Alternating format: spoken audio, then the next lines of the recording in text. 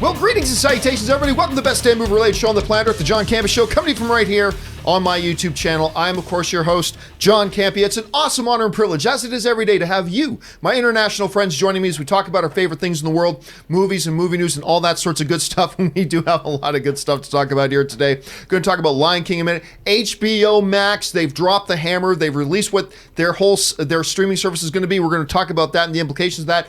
Mortal Kombat takes one more step closer towards reality as they've casted their Sub-Zero. Can a Joker movie actually, really work without Batman being in there and all that kind of stuff? Hobbs Shaw, what type of audience reaction can we expect from that? And a lot of other things as well. And I want to introduce you to the people joining me here as we talk about all these great things. First of all, sitting over here, a man who just told me he rolled hundreds of role-playing game characters without ever actually having a chance to use any of them, Mr. Robert Meyer Burnett. Robert, how you doing, sir? Dude, it was the Star Trek role-playing game. It was the 80s. I figured I'd go big or go home. And also joining us is, of course, Kris. Kris, let me ask you something. You had a chance to go to The Lion King last night, but you can't because you're so devoted to family. You got a family thing tonight, right? I have a shoot tonight. Oh, that's what it was. That's what it was. Yeah. Yes. I'm really sad because I wanted to do both, but I also figured it's a brunch shoot that we're playing a drinking game with the person we're interviewing, and I went, I don't want to go to The Lion King after having more than 2 mimosas. That sounds like I'll just be annoying to everyone and sing along. And it will be my second time going to see Lion King, because I saw that last night, but we'll talk about that in just a second. Guys, before we do anything else, let's go out the top with a couple things, and one thing is really unfortunately sad. Iconic character actor. Although he has won several awards, he was nominated for Academy Award as well. Rip Torn. It was reported has passed away at the age of 88. Rip Torn has appeared, get this, in over 200 titles. Over 200 titles over his illustrious career. He is one of the, even if you didn't know his name, and it's probably the most memorable name in all of Hollywood history, Rip Torn. Even if you didn't, you would instantly recognize him. Whenever he came on screen, you'd know that guy, even if you didn't know who he is. And like I said, he performed over 200 different titles. Passes away at the age of 88. They said he died at home.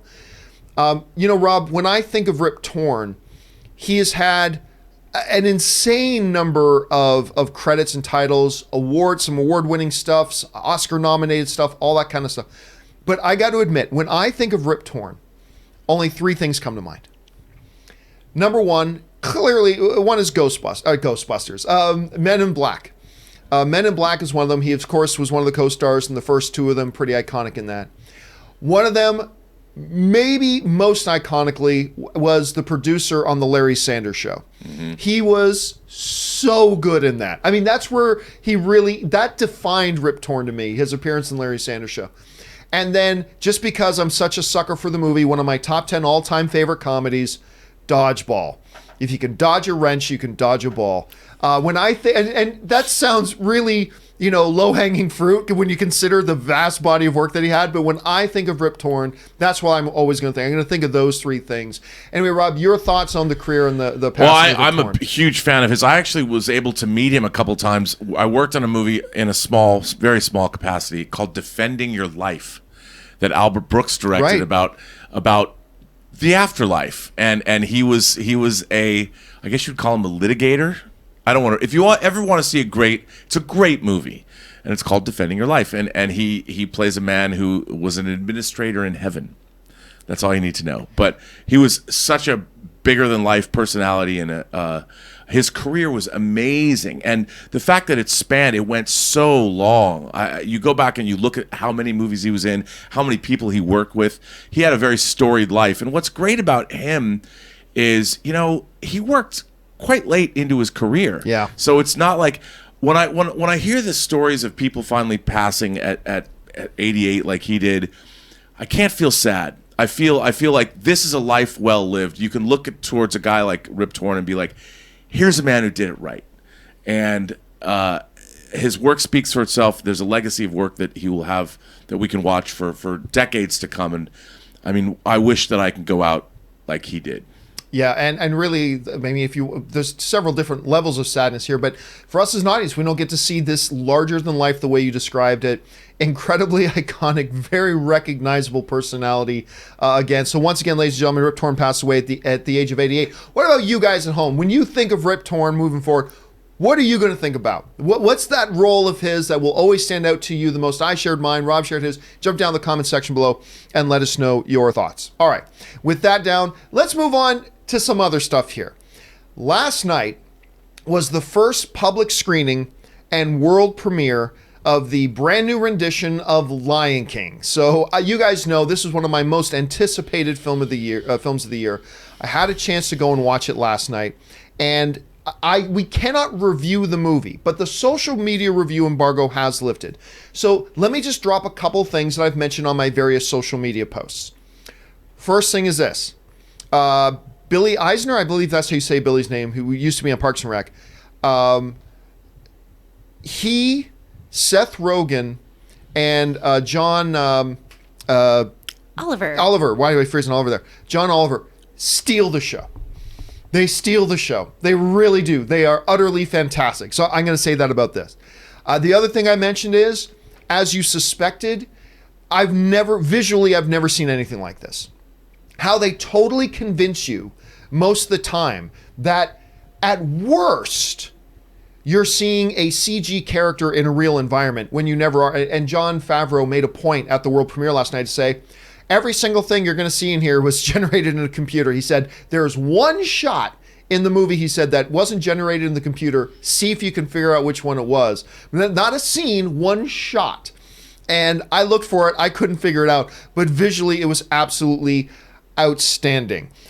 Let's go to some what people are saying on Twitter about Lion King. These are the first reactions coming in, and we'll start off with this one great one of my favorite critics in the world. His name's John Campea. John Campea writes, Lion King, I've only ever openly cried in 4 movies in my life. It is now 5.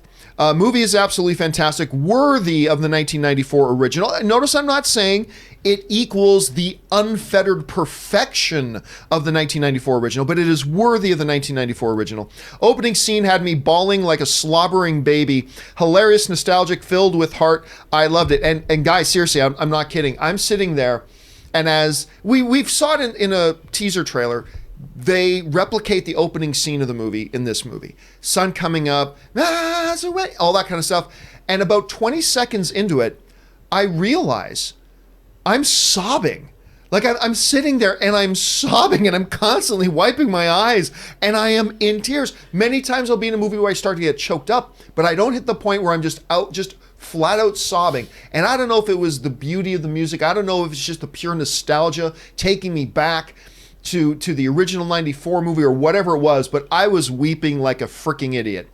And it was just such a remarkable experience. Let's go on and see what some other people had to say about this movie. Rachel Heine writes, absolutely blown away by The Lion King. Incredible visuals and voice work. Cried all my makeup off. Timon and Pumbaa brought me back from the edge. Would die for baby Simba. Moving on, we got Jermaine Lucier from Iron 9 writes, The Lion King is a wonderful adaptation of an iconic classic. It has a few small changes which enhance what was already great, and everything else is right on point. And by the way, he's absolutely right. Much of this movie is exactly the same from the original.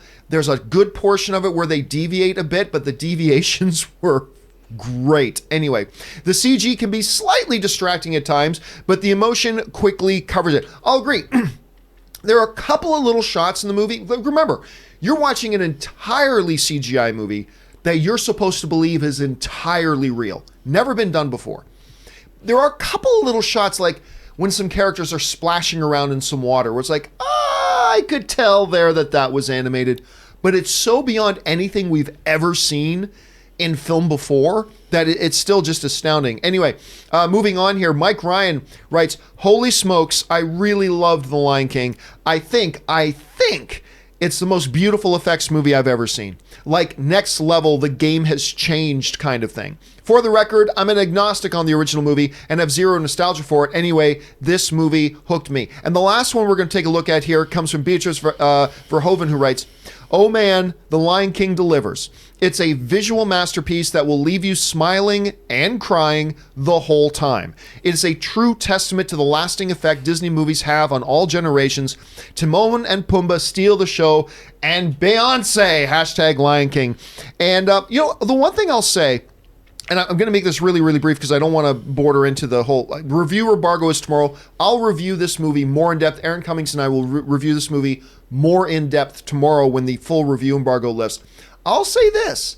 As much as I think Donald Glover was solid, and I think Beyonce was solid, they were okay. They were okay. More of this movie, like the kid who does the voice of young Simba has about double the amount of lines that Donald Glover does. And I think the kid who played the younger voice of Nala has just as many or more lines than Beyonce did. But that's fine. Chiwetel Ejiofor, that was my biggest concern. I love Chiwetel Ejiofor. He's Scar. Chiwetel Ejiofor Scar. So anyway, I'm not going to go any more in depth in it. These are some of the thoughts that I shared on my various social media stuff. Going to go see it again tonight. Full review embargo lifts tomorrow. I got to tell you, Kris, Rob, the whole thing for me was magical. Is it a perfect movie? No, and we'll go more into that in detail tomorrow, but it's just wonderful. I left with such a massive grin on my face. It's absolutely crazy. So, John, over or under, this movie could make $2 billion. Oh, God. I mean, look, we've said from the beginning that this is a movie that has, it's Lion King. It's the most beloved animated film of all time. We've all said from the beginning, it's got the potential to hit $2 billion. I'm going to guess no. But only not because I don't think audiences aren't going to flock to this and adore it. I think this movie, box office wise, is going to blow away a lot of the biggest movies of all time. But $2 billion is such a huge number. I'm going to guess right now in the 1.7 range. But I mean, I will not be surprised in the least. I will not be surprised in the least if this movie cracks that $2 billion mark. I won't be surprised, but we'll have to wait and see. Anyway, guys, you guys are hearing now all these reactions now coming from the Lion King film. What does it do for you? Is it like, you know what, does nothing for me because I fully expected this thing to be amazing? Is it like, hey, I was on the fence about it, but now I'm kind of revved? Or is it, you know what, I didn't care about it before, I don't care about it now? Jump down to the comment section below, guys, and leave me your thoughts. All right.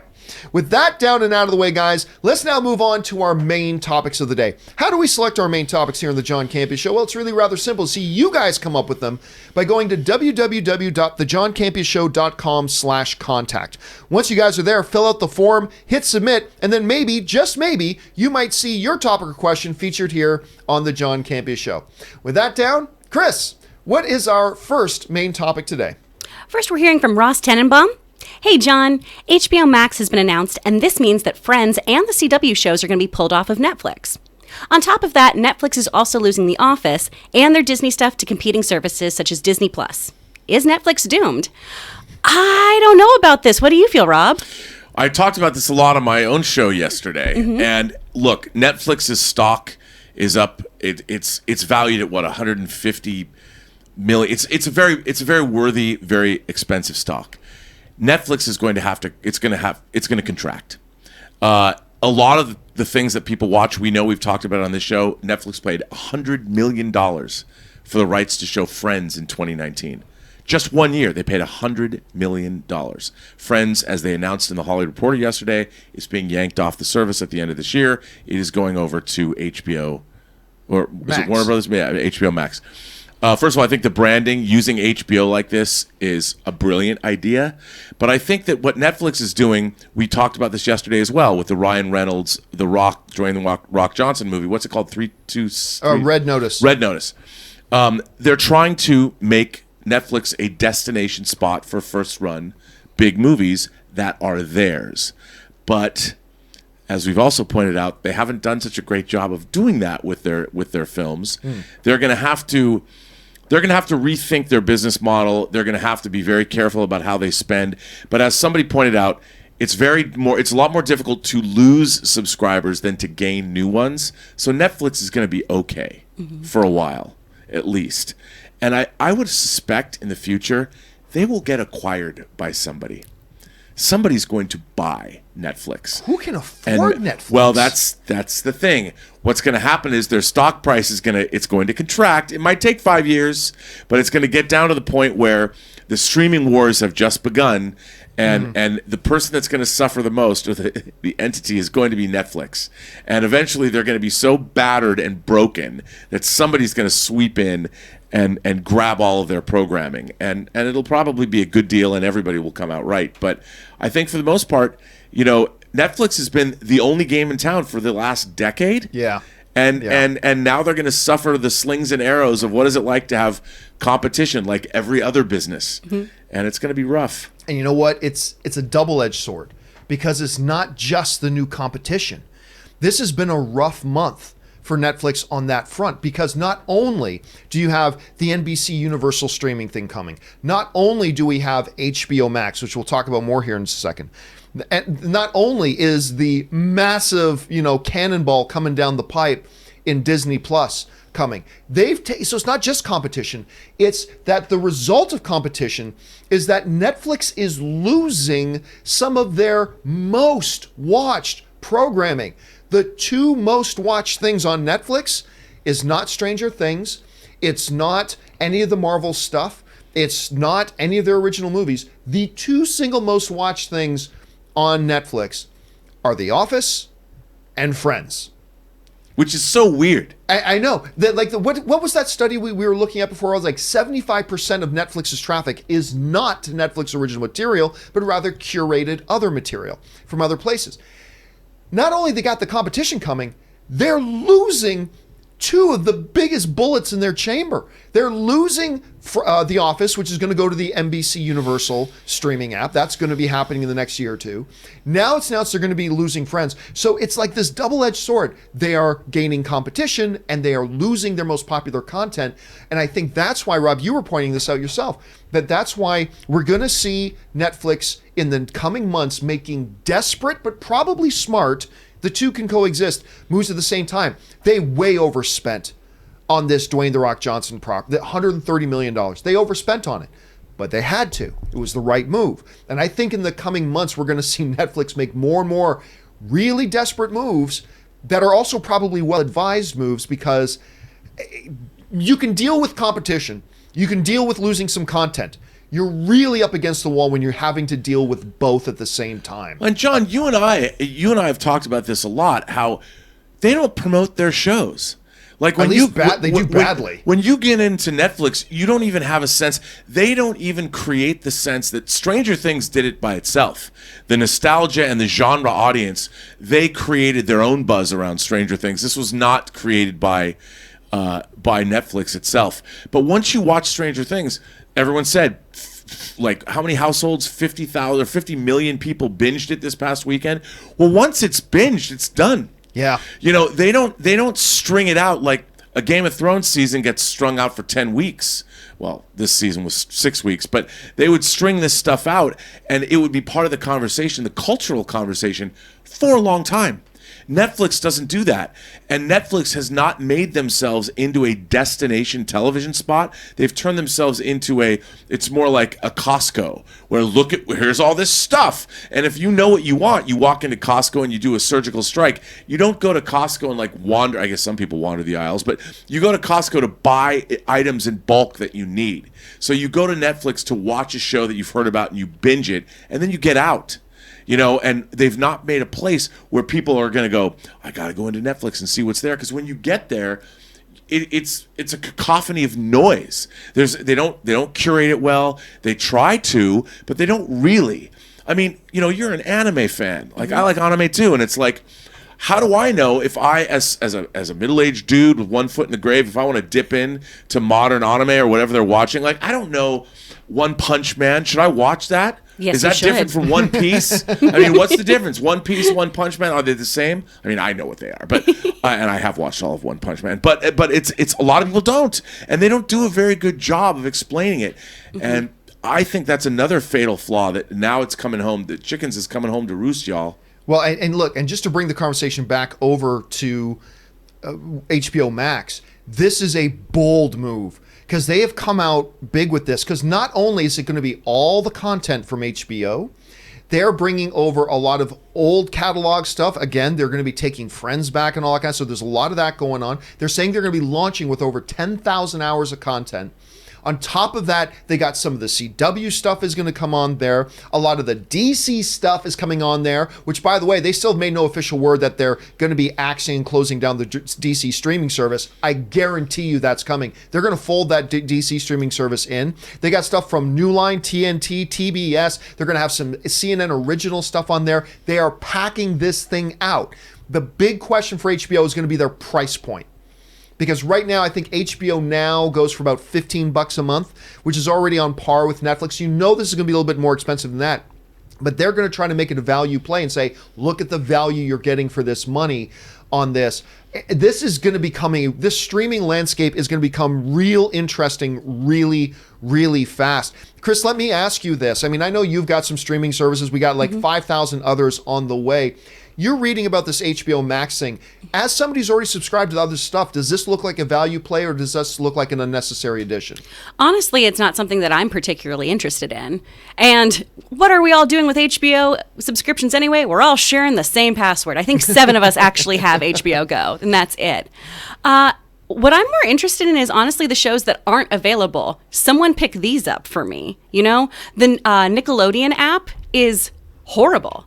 That's a horrible app. Get that, Netflix. Make a little sub thing that says Nickflix on it and give me like my nostalgia cartoons. I will go back and I will watch those things. I think the thing to look at here is to see what is available, take some Viacom properties, take some other things, and HBO is going to do what it wants. I have no desire to watch Friends again. Do miss The Office, but that's going to be a sad one. But there's so many other things that they can get, and Netflix is so good at taking chances. So if they really focus on playing up with their genres, playing up with the interactive things that they've been doing, which they're doing more of. We've got Kimmy Schmidt coming. If they keep doing more interesting, sometimes gimmicky things, we're still going to keep coming back. No one's canceling that subscription. All right, guys. Well, the question for you now is, what does this HBO Max announcement do for you? Does it make you think, damn, now I got to start picking and choosing? Do you think maybe there's nothing interesting there? Are you more like me where I think this looks very attractive? What do you guys think? Jump down in the comment section below and let us know your thoughts. All right, with that down, let's move on to the second main topic today. Kris, where does our second main topic come from? This topic comes from Raid M. Greetings and salutations. Just saw that the Mortal Kombat movie continues to move forward and just announced that the Raid alum, Joe Taslim, is going to be Sub-Zero. What do you think of the casting, and does this move give you more confidence that the film will actually happen this time?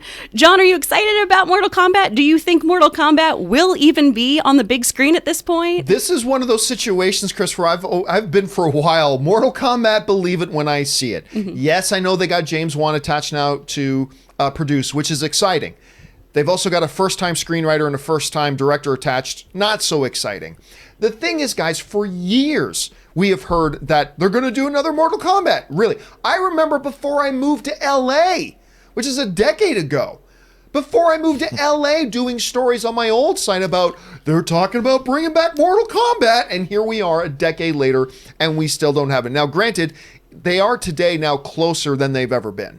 They're closer than they've ever been. But I can't get excited until I really 100% believe that this is happening. Still, they have taken a significant step. They've announced they've got Joe's going to be in there playing Sub-Zero. Now, I've had a few people messaging me and saying, do you like this casting? I could say yes or no, but the reality is this. Sub-Zero ain't going to be a big speaking part, I don't believe, in this movie. The way they've always treated Sub-Zero has been very dialogue light, and I think that's being generous. It's been a very dialogue light character. So, to be honest with you, I'm not going to get too wound up either negatively or positively about whoever they cast in the role, because I think it's mainly going to be a physical performance that they need to bring. I don't know that for a fact, but that's just kind of where my assumption is right now. And when you look through his resume, he's got some good action stuff in there. So on that level, yeah, I'm really fine with it. I think it sounds good. On the level of making it appear like it's taken one step closer, anything right now to me with Mortal Kombat that makes it look like it's maybe taking another step closer to reality, Rob, to me is a positive development. We still haven't crossed that threshold where I'm gone, oh, now that they've done this, now I'm fully confident this movie's going to happen. The casting of Sub-Zero doesn't do that for me quite yet, but it is a step in the right direction, so it's something to get at least a little excited about. I don't know, Rob, what do you think? Well, Mortal Kombat's fine, but I think of it more like Sonic the Hedgehog. Mortal Kombat's something from a different era. And look, who doesn't love Mortal Kombat? I mean, I remember the first time I tore someone's head off. I mean, it was great. And I think that even the movies, again, from a different era. Now, people are going to probably go see a Mortal Kombat movie. However, as you all know, The Rad, as I like to call it, and The Rad 2, even Radder, are two of my favorite movies ever. The Raid and The Raid 2 Barandal, for those of you who don't understand what I'm saying. But so anybody that, look, I was excited when they put members of the Raid, the cast of the Raid, in The Force Awakens, and they did nothing. They basically walked onto a ship and that's it. Right. How do you have these cast members that aren't going to fight? But to see him as Sub-Zero, I'll watch that. I'll tune in just to watch whatever fight they stick Sub-Zero in. So it does kind of excite me. As long as it's R-rated and bloody and people get dismembered and we got all kinds of great fighting and some real fighting, less CG, long choreographed fights, that's what I want for my Mortal Kombat movie. Blood and long shots. I think you're going to see a lot of CGI, but probably a lot of practical stuff too. I haven't heard them say anything about whether they're going to be R or not. I have a feeling they will go R. You got to go R. I don't know that you have to, but I'm going to side with you and say that it would be preferable at this point. So it'll be interesting to see where they go. What do you guys think?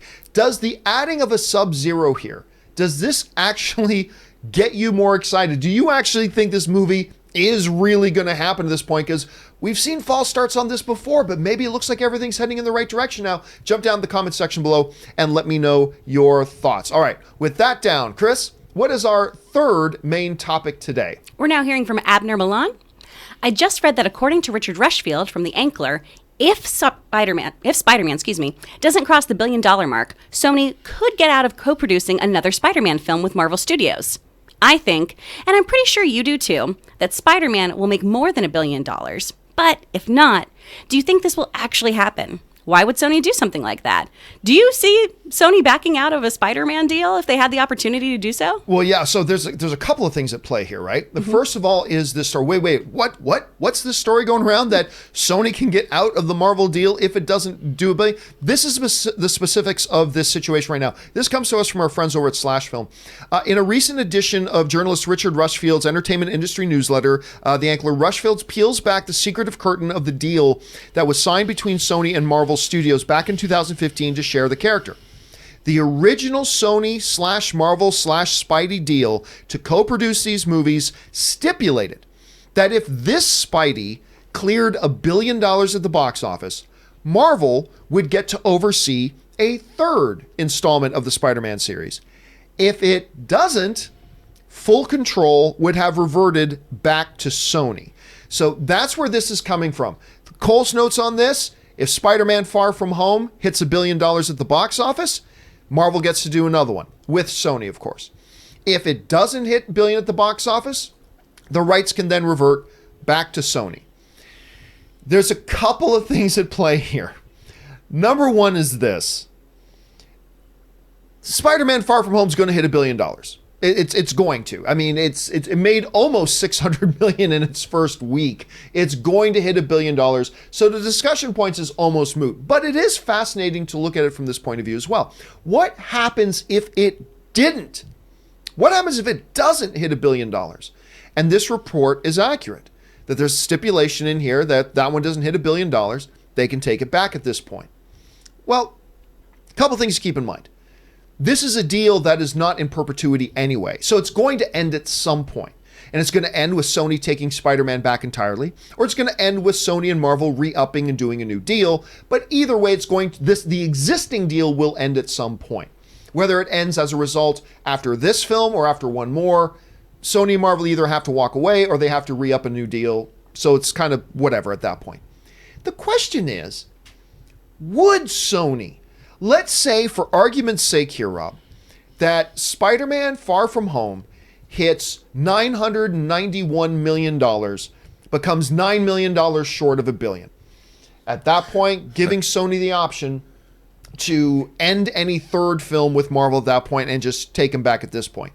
Would Sony take him back? And I think the answer to that is no. They won't.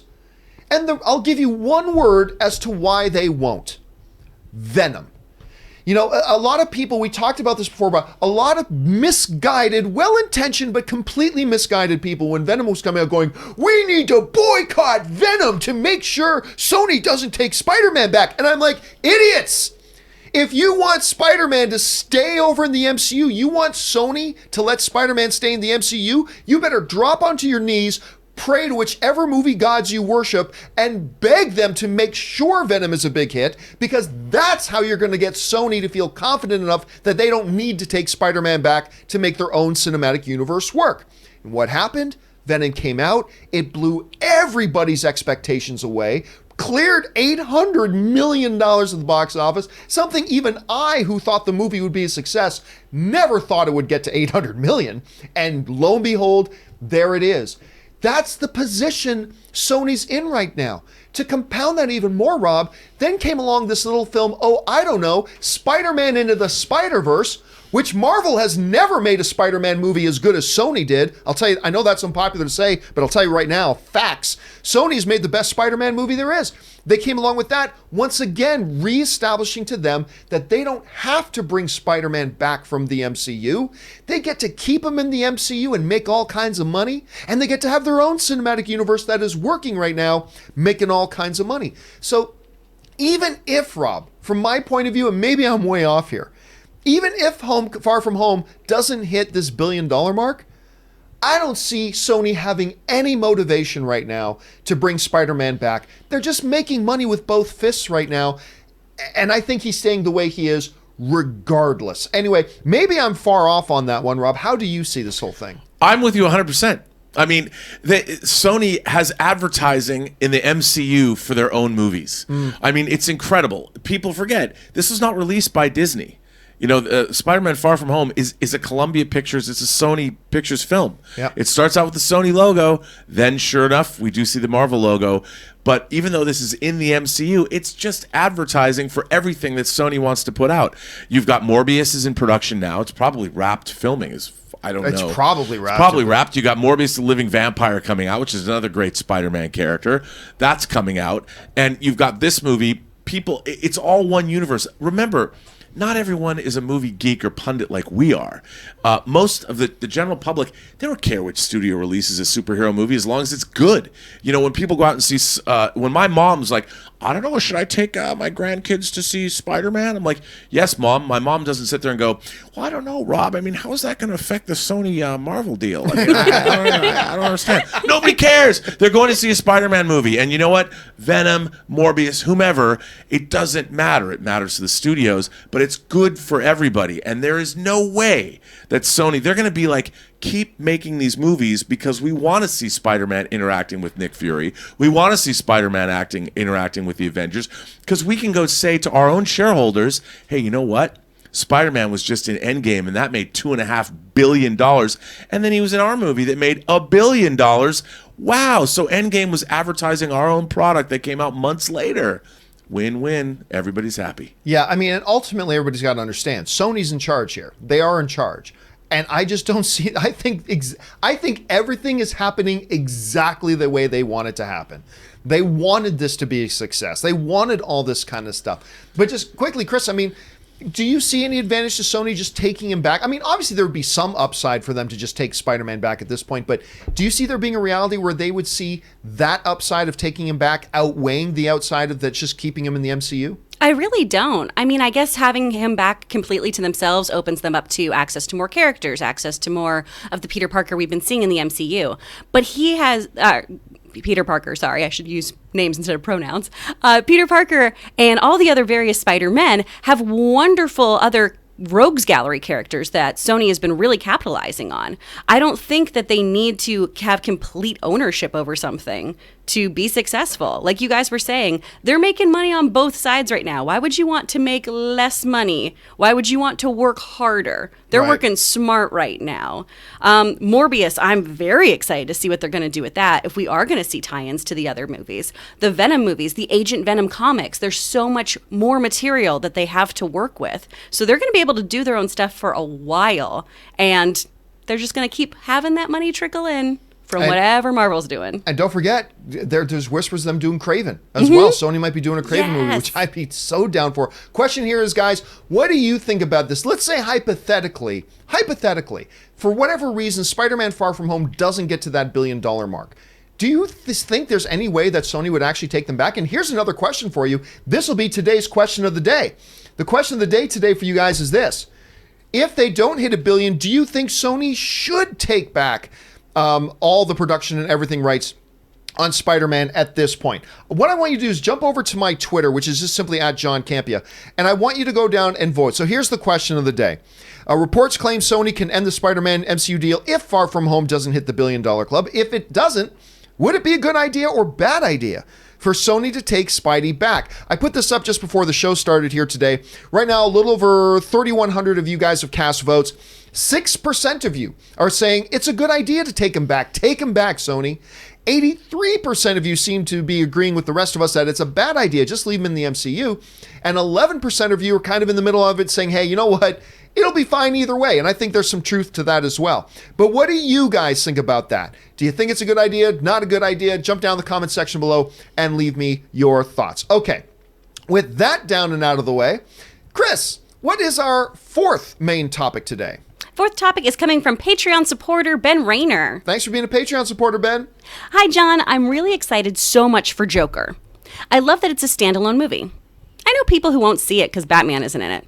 My question, what can I say to that? So he's not in it. What would you say? Curious about your thoughts. Thank you. Have a good day. # bring the filthy.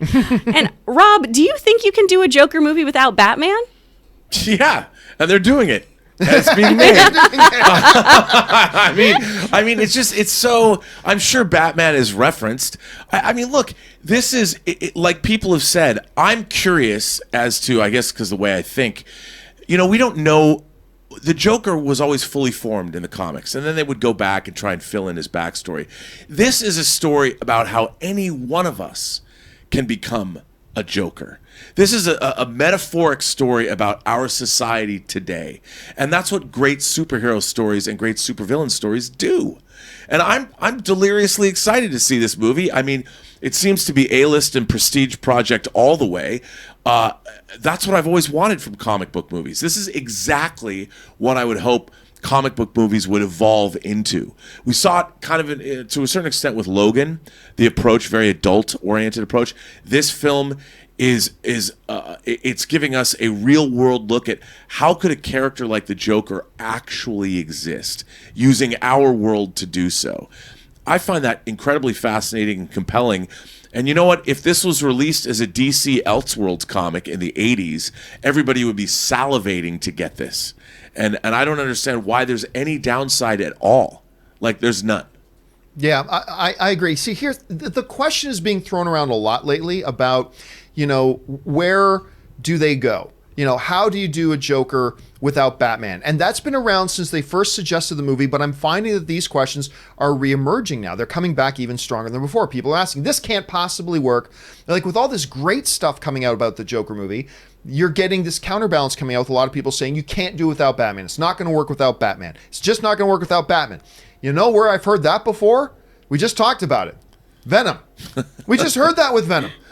We heard all the boo birds coming out about Venom. Venom, you can never possibly work without Spider-Man. No one will care about Venom without Spider-Man. You can't do it. Venom makes no sense without Spider-Man. You can't do it. Nobody will have any interest in it, blah, blah. And the movie, even I, who said the movie was still going to be successful, even I said, well, it's not going to make $800 million.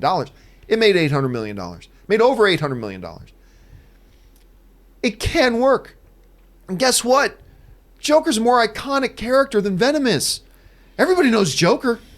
You can ask a lot of people who've never read a comic book in their life, do you know who Venom is? They'll go, no. You can ask a hell of a lot of people who've never read a comic book in their life. You know who the Joker is? What are you, an idiot? Of course I know who the Joker is. Everybody knows who the Joker is. You put on top of that one of the most celebrated performers of our generation in Joaquin Phoenix. You have the fact that they're releasing it when they're releasing it. Look, I'm not saying that the Joker movie is going to be $1 billion film. Not in the least. I'm not suggesting that at all. I don't think Joker's going to be $1 billion film at all. But this is going to be a hit. This is going to be a big step for them. And Rob, you've used this phrase before. It's going to be a prestige play for them as well. This is going to be, like Logan, a prestige comic book character movie. That's going to be done differently than any of the one that we've ever seen before, much like Logan was. So, and look, and if this movie fails, and I don't think it will, it won't be because Batman wasn't there. Now, I love Batman. He's my all-time favorite comic book character, other than Magneto. But he's like one of my favorites. I love him. It would be great. But if this movie fails, and it won't have anything to do with Batman. And when it succeeds, it'll succeed knowing that it didn't need Batman to do it. So I really don't think there's any problem here at all. You know, John, also a thing that I think as a fan of genre cinema, this is not a movie that's costing the studio $150 million to make. Exactly. This is not an effects-heavy film. This is a character-based movie. And if this becomes a viable way of making superhero films, I think we're going to be able to see a lot more superhero movies treated in this way, or supervillains, which makes it, we're going to get different kinds of movies. We're going to get a different, filmmakers are going to be more attracted to looking at this material. I think the stigma, if there is any stigma, people going, ugh, it's just a superhero movie, is going to go away, because it's also just ultimately going to give us a much more diverse way to look at characters like this. And that's exciting for me as a film goer. Mm-hmm. Yeah, you know, it's funny. You mentioned the stigma of it. It used to be years ago that there was a stigma that's like, comic book movie can't be any good. But even today, there's a new stigma, even from the people who watch these comic book movies, which is the comic book movies are a certain thing. It's smash, pow, bang, bum, bang. And we are learning now that even we as comic book movie fans need to break our stigma of it. When we get movies like Logan that come out, when we're getting things like Joker to come out, we're now seeing an industry that's trying to break beyond even the barriers and boundaries that the fandom have for it. And I think that's exciting at this level.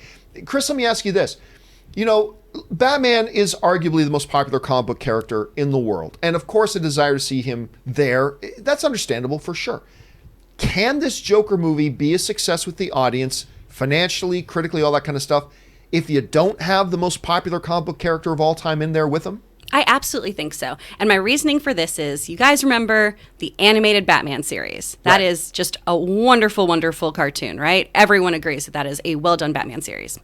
One of the reasons that series works so well is because typically our villains, our rogues gallery, are put in the position of being the protagonist of that episode. They're the ones moving everything along. They're the ones we're watching and studying. And then Batman just happens to come in, being the antagonist of that episode, to disrupt what's going on, to disrupt their plans. That's a great point. That worked so well. Here, what Rob said, we're getting a character study. And we've talked so much on the show already before, too, about comic book fatigue and superhero fatigue. If we want the quality over the quantity, we have to do movies like this. We have to do these kinds of in-depth explorations. That's why huge comic book writers, too, like Alan Moore, wanted to know about the Joker's backstory.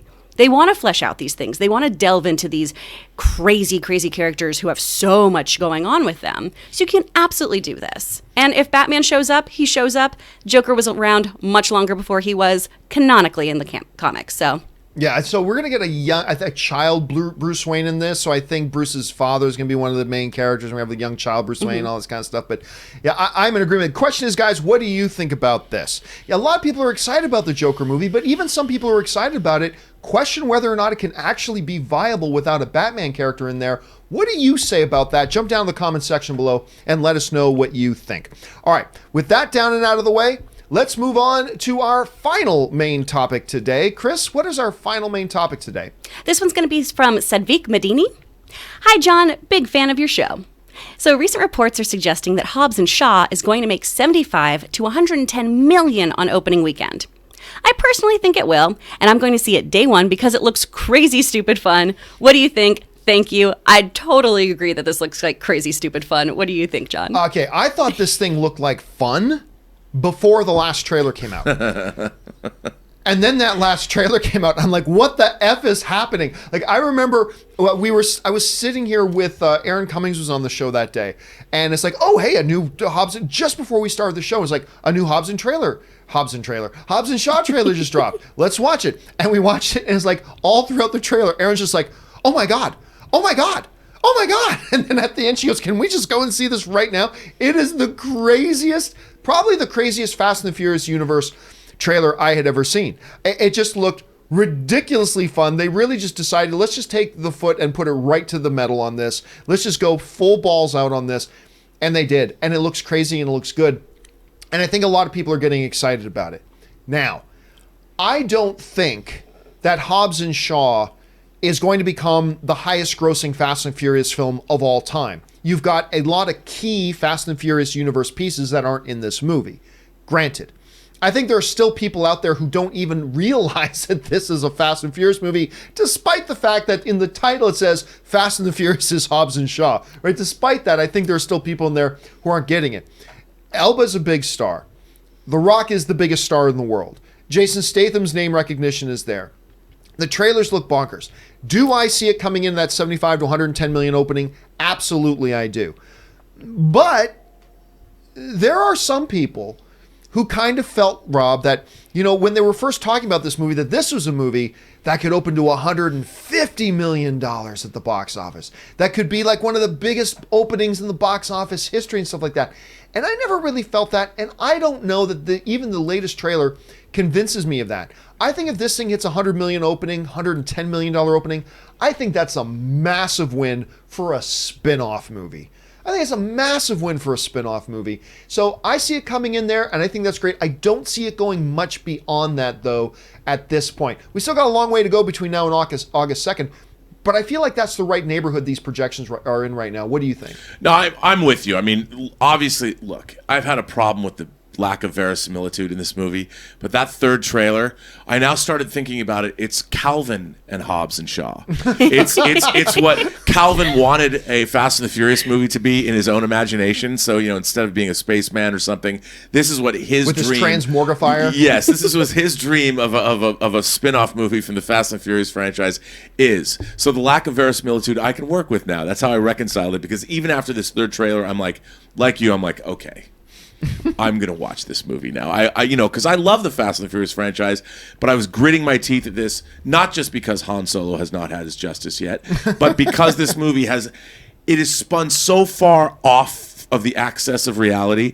The axis of reality was sent packing a long time ago, even with Fast 5, my beloved Fast 5. But this movie, but after that third trailer, I'm like, okay, this is nonsense I can buy into. I'm in this 100%, but I don't think it's going to make $150 million. Yeah, how can it? Maybe it can, but I mean, it is a spin-off movie. It's the 9th Fast and the Furious film. Yep, it'll be the 9th one. It'll be the 9th one. I mean, it's not in numbered. It is an adjunct to the Fast and the Furious franchise, but I'm there. But I don't think it's going to make 150 or 200 million. I don't think either Hobbs and Shaw nor the upcoming Fast 9 can do, you know, 150 to 200 million opening weekend for the Fast same reason. 9, those that can. And here's why I don't think it can, and here's why. Same reason for both. You've got Hobbs and Shaw, which is missing significant pieces of the Fast and the Furious franchise as a whole. And while we can have a debate to how influential The Rock's presence in these movies have contributed to its astronomical growth at the box office, fact is he's a big part of the Fast and the Furious franchise now, and Fast 9 ain't going to have The Rock. And unless The Rock and Vin Diesel work out their differences, we'll probably never see them in the same movie again, which might be just as well for the film franchise. But I think for the same reason, without Vin Diesel in Hobbs and Shaw, I don't know if it can make 150 to 200 million opening weekend. Without The Rock in Fast 9, I don't know that it can make 150 to 200 million, but they can still be both big and huge and successful. So that's a good point, John. But you know what both movies are missing? Sun Kang is a character of Han. I knew you couldn't get away from that. Because he was killed and there's no justice. I knew as soon as you said, you know what it's missing? I'm like, here we go. Anyway, Kris, let me ask you this quickly. Like, as somebody, you know, watching the development of these films, you're watching the trailers evolve. What do you think the ceiling is for an opening for something? Like, how much does it motivate people to go out and see? Because a lot of people still think when they hear box office, they think we're just talking about money. No, box office. was that Grizzly? Yeah. And I got my dog Grizzly here. Well, dog, I'm babysitting for the next couple of weeks. I think he accidentally knocked. He's no DP. He's now the director of photography of the show. A lot of people hear us talk about box office and they think we're just talking about money. We're not. Box office tells us a lot of stuff. It tells us of what what are they doing in trailers that's getting the audience's attention? It also tells us what types of movies are the audiences interested in. It's talking about what we as the audience are focusing on, not money. So let me ask you, Kris, when you're seeing these trailers and all that kind of stuff, what do you think the ceiling is for Hobbs & Shaw once opening weekend comes? Oh, man, I think this movie's going to do great. I think this is going to kind of burst through the ceiling. Rob and I were talking after the show the other day about bad movies that are so good. And it's a concept that my husband calls the Tombstone Pizza movie, where it's so bad, but you're like, oh, this is exactly what I want. And now, all the stuff they did in that last trailer that is just bananas is so cool. It's like you made a wish really hard, John, because it's just it's Fast and the Furious with a haka. It's live action NOS fueled Moana. Like that's all it looks like now. Moana. There's a new T-shirt. By the way, I want to see that movie now. Yeah. Thank you very much. He's just Maui with, a car. I'm so excited about it. It looks so fun. And even people who, I'm not somebody who, religiously makes sure I go to every Fast and Furious installment. This one I'm going to see. I'm probably going to see it twice. I'm going to eat snacks and yell at the screen and have a great time. Yeah. I think it's going to do really, really well. And it's just going to be a fun time. We need fun movies. Yeah, to go along with all the other great stuff that's out there too. Question for you guys is this. How do you think the audience is going to respond to this? Do you think we as an audience are going to get together in droves and go out and see this thing opening weekend? What do you think the ceiling is for something like that? Leave me your number. Jump down in the comment section below and leave me your thoughts. All right, guys, that'll do it for all of our main topics today. So we're going to go on and take some live questions. But before we do, there are a number of other things going on in the world of movies and entertainment that we want to get you caught up on that we just don't have time to make main topics. So Fact Checker Jonathan is proud to present to you today's installment of the Movie News Feed. Check it out. First up, one of Netflix's successes is clearly Stranger Things, the 80s-era supernatural thriller from Matt and Ross Duffer that has become a major franchise for the subscription VOD leader. From Variety, according to research from Wall Street firm Cohen & Company, about 51% of current Netflix users said they plan to watch Stranger Things 3. Moreover, nearly 5% of consumers who aren't current Netflix subscribers said they plan to subscribe to the service to watch the show, and 13% of former Netflix members said they plan to resubscribe in order to watch Season 3 of Stranger Things. The results are based on Cohen's survey of 2,500 US consumers conducted from June 26 to July 3rd. Next up, have you heard of Cuphead?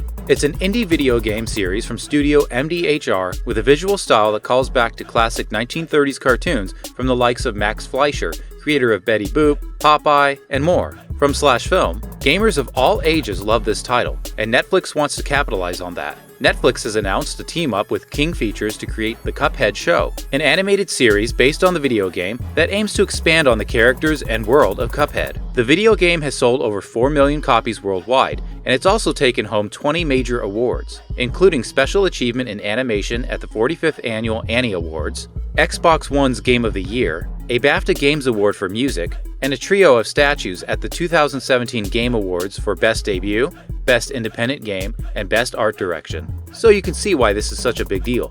Next up, the new Halloween movie was a critical success and made a whopping $255.5 million on a modest budget of around $10 million. All of the parties seem to be interested in a possible sequel, in particular Jason Blum himself. From CinemaBlend, when no news came this year, it seemed that another Halloween wouldn't arrive for the holiday season. But an unconfirmed rumor indicates that Halloween director David Gordon Green was going to return for another movie. What's more, he's allegedly signed on to direct back-to-back sequels. Jamie Lee Curtis has expressed interest in playing Laurie Strode again, with the caveat being David Gordon Green's return to the director's chair. Next up, Patrick Swayze's life and legacy will be remembered in an upcoming documentary from Paramount Network and Network Entertainment titled I Am Patrick Swayze. From Deadline, the film is the latest installment of Paramount Network's I Am franchise and will explore the late actor's childhood in Texas, his road to fame, and his relationship with widow Lisa Niemi. The project includes interviews with the late Ghost and Dirty Dancing star's friends and loved ones. I Am Patrick Swayze will premiere at the San Antonio Film Festival on Friday, August 2nd. And finally, until today, very little was known about the next Game of Thrones offering. Other than that, the prequel series will take place 5,000 years before the events of the original story, and that none of the characters from the award-winning series would be featured as part of the new project. From JoBlo.com, George R.R. Martin revealed that Westeros will be divided into nearly 100 kingdoms for the new show. He said the following: "We talk about the 7 kingdoms of Westeros. There were 7 kingdoms at the time of Aegon's conquest. But if you go back further, then there are 9 kingdoms, and 12 kingdoms, and eventually you get back to where there are 100 kingdoms, petty kingdoms, and that's the era we're talking about." The author went on to discuss what we will see in the upcoming series. The Starks will definitely be there. Obviously the White Walkers will be there, or as they're called in my books, the Others, and that will be an aspect of it. There are things like direwolves and mammoths. The Lannisters aren't there yet, but Casterly Rock is certainly there. It's like the Rock of Gibraltar. It's actually occupied by the Casterlys, for whom it's still named after in the time of Game of Thrones. While it's been thought that the prequel will be titled The Long Night, however that was the title of a Season 8 episode, Martin says that the show could be titled The Longest Night. While this isn't the author's preferred name for the new series, Martin says he thinks the augmented version is pretty good. And that will do it for today's installment of the Movie News Feed. And now you are all caught up to date on all the stuff going on in the world's entertainment. Special thank you to fact checker Jonathan for putting that together for us. All right, guys, with all that down and out of the way, let's move on and start taking some live questions from you guys. You guys have been firing in a whole bunch of live questions, so let's not waste any time and get right to it. And the first live question today comes to us from Joe Hill. And Joe Hill writes, checked out the iPic Theater in Austin, Texas. It was awesome. Going back for Lion King's opening showing, and I cannot wait. Guys, I was talking about this a while ago, that I went to go see a movie at an iPic here for the first time. Unfortunately, it was Pet Sematary, which was terrible, but it was a great movie experience. Watching a movie in an iPic theater was awesome. I absolutely loved it. Rob, I don't think you had been to one yet, but Rob or Chris, have you guys been to the iPic theater in town yet? No, but there's one in Pasadena, and that's the one I went to. Yeah, it's 5 minutes from my house, and I keep thinking, I should go there. You should. I highly recommend. It's a little more expensive, but you're getting a tremendous experience. So if you guys have an iPic theater in your town, go check it out. All right, next up, where are we at here? Joe Hill writes, no, that was him already. Ryan Lohner writes, however it ends, Avatar and Endgame are probably together on the list forever. What are the odds another movie slides in between those numbers? Well, I think what Ryan is talking about here is that right now, I think there's like a little over $10 million separating Avengers Endgame and Avatar on the box office list. Can we see another movie, first of all, even getting that high, but ending somewhere in between wherever Avatar and Endgame? No. That is such a statistical impossibility. I mean, possible, sure, but it would be such an anomaly. I agree with you 100%, Ryan. I don't think we could ever see that happen. I don't think we're ever going to see a movie that makes that much money and then just happens to land in between those two films. It'll either be below them or above them maybe someday. But I think forever those two films are going to be side by side on the all-time money list in whichever order. All right, Suthius writes, hey guys, finally saw Hellboy. Yeah, no bueno. I enjoyed it though. Well, how can you say, Suthius, how can you say no bueno and yet say you enjoyed it? It's either good or it isn't good, but whatever. Tombstone Pizza movie, man. It's a Tombstone Pizza movie. I enjoyed it though, but man, this could have been a very awesome movie. There was so much potential. I completely agree. That's the thing. This is not a good movie. It's just not. But you're watching it, and the tragedy of that hits you because you see all the pieces all the pieces are there. All the pieces. I thought David Harbour was a great Hellboy. They had the right tone for their movie too. They had the exact right tone for it. You had tremendous Ian McShane is in there. They had the right performers. They had a great tone. All the pieces were there. They just couldn't put it together, which is really important. Did either of you guys get around to go seeing it? No. I did not go see it. Yeah, and according Everyone to the box told me office, how bad it was. I'm not even sure, David Harbour's mother went to go see it. Like, it made $21 million overall. But you're right, Suthius.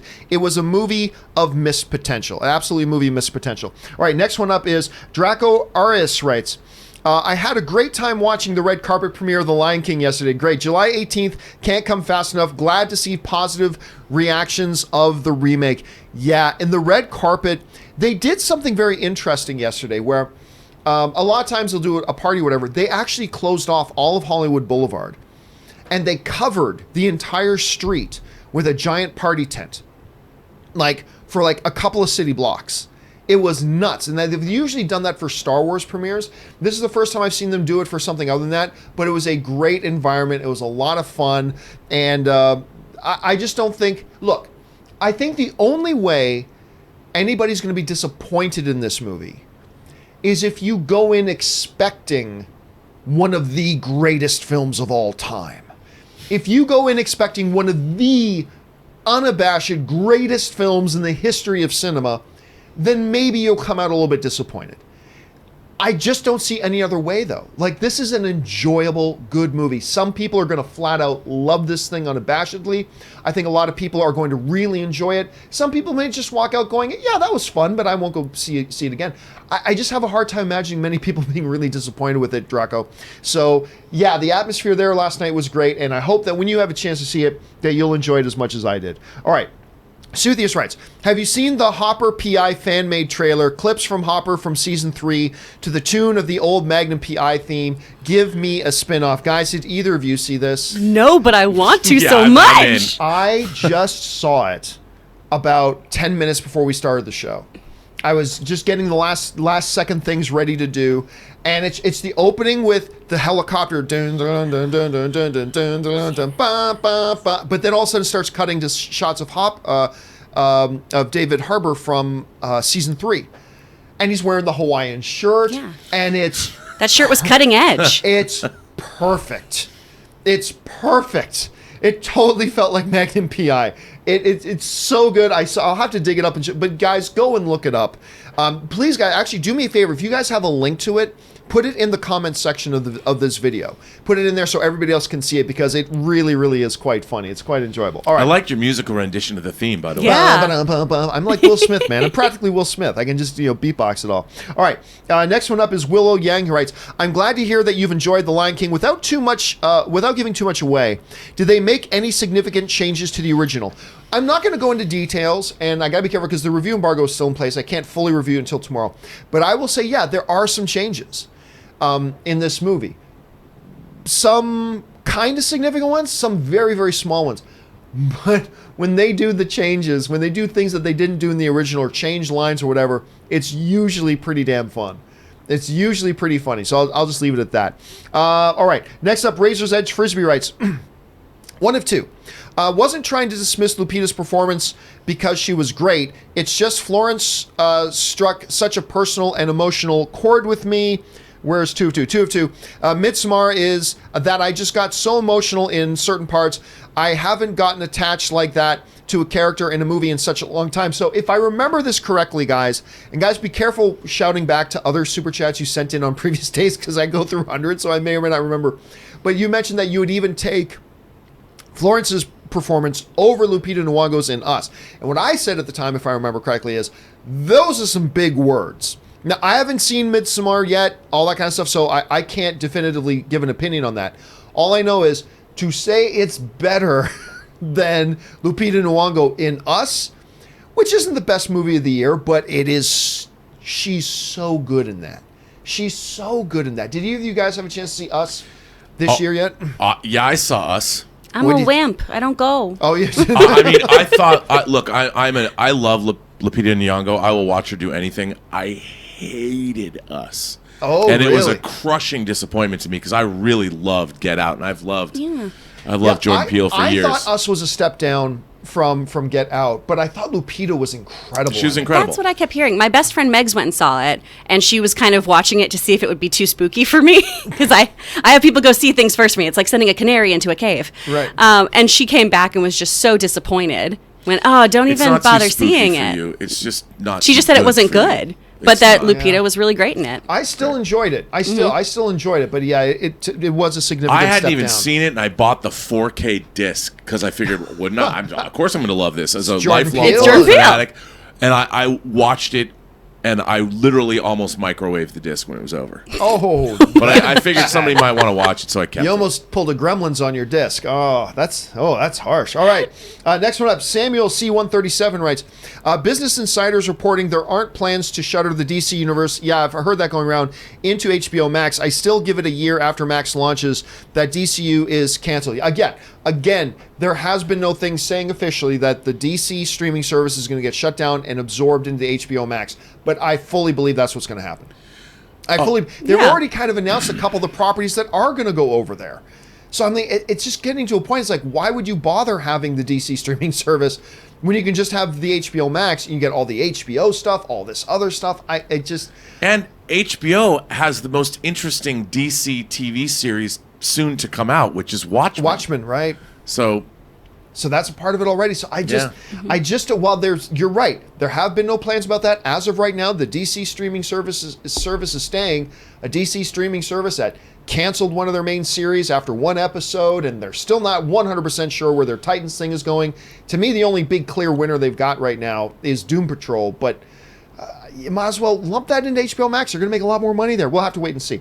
All right, next one up is also from Suthius, who writes, with the direction of Spider-Man they're taking in the MCU, whose overall decision is it to take him down the path we're seeing, Marvel or Sony? Well, if you're using overall decision, if you're going to use that terminology, overall decision, I know everybody likes to stick their head in the sand and pretend they live in some fairy tale world where Marvel is in charge. They're not.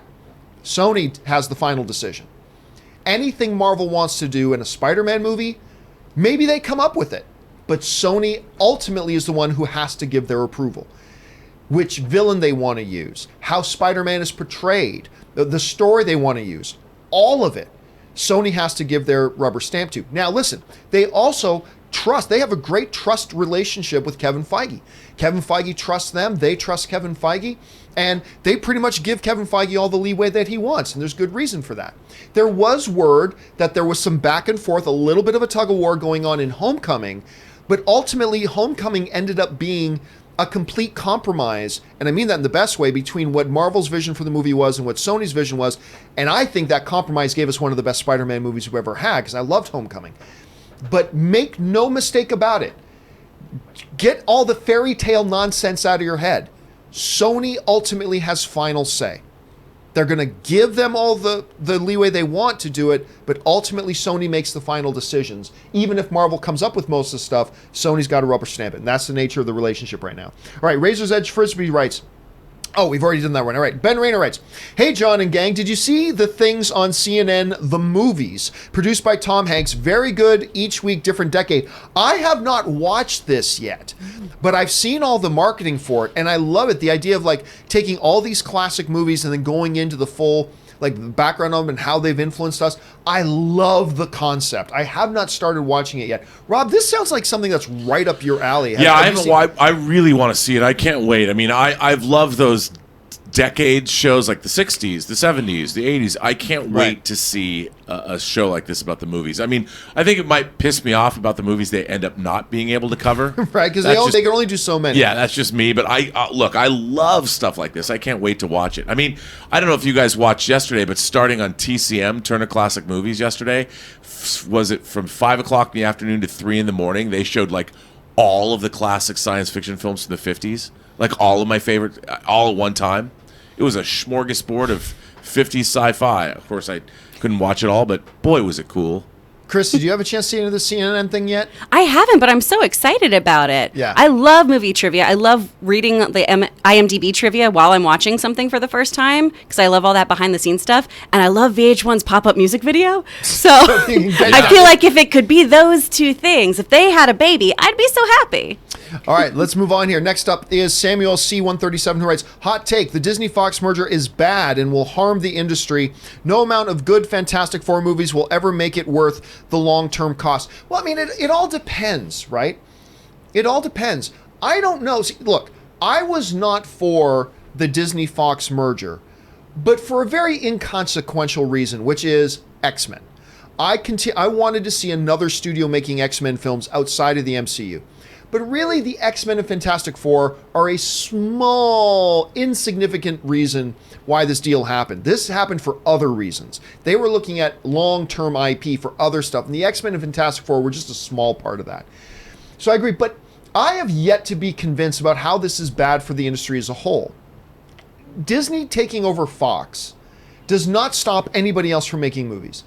It doesn't stop any other studio. It doesn't stop A24 from existing. It doesn't stop, Blumhouse from existing. It doesn't stop any of these things.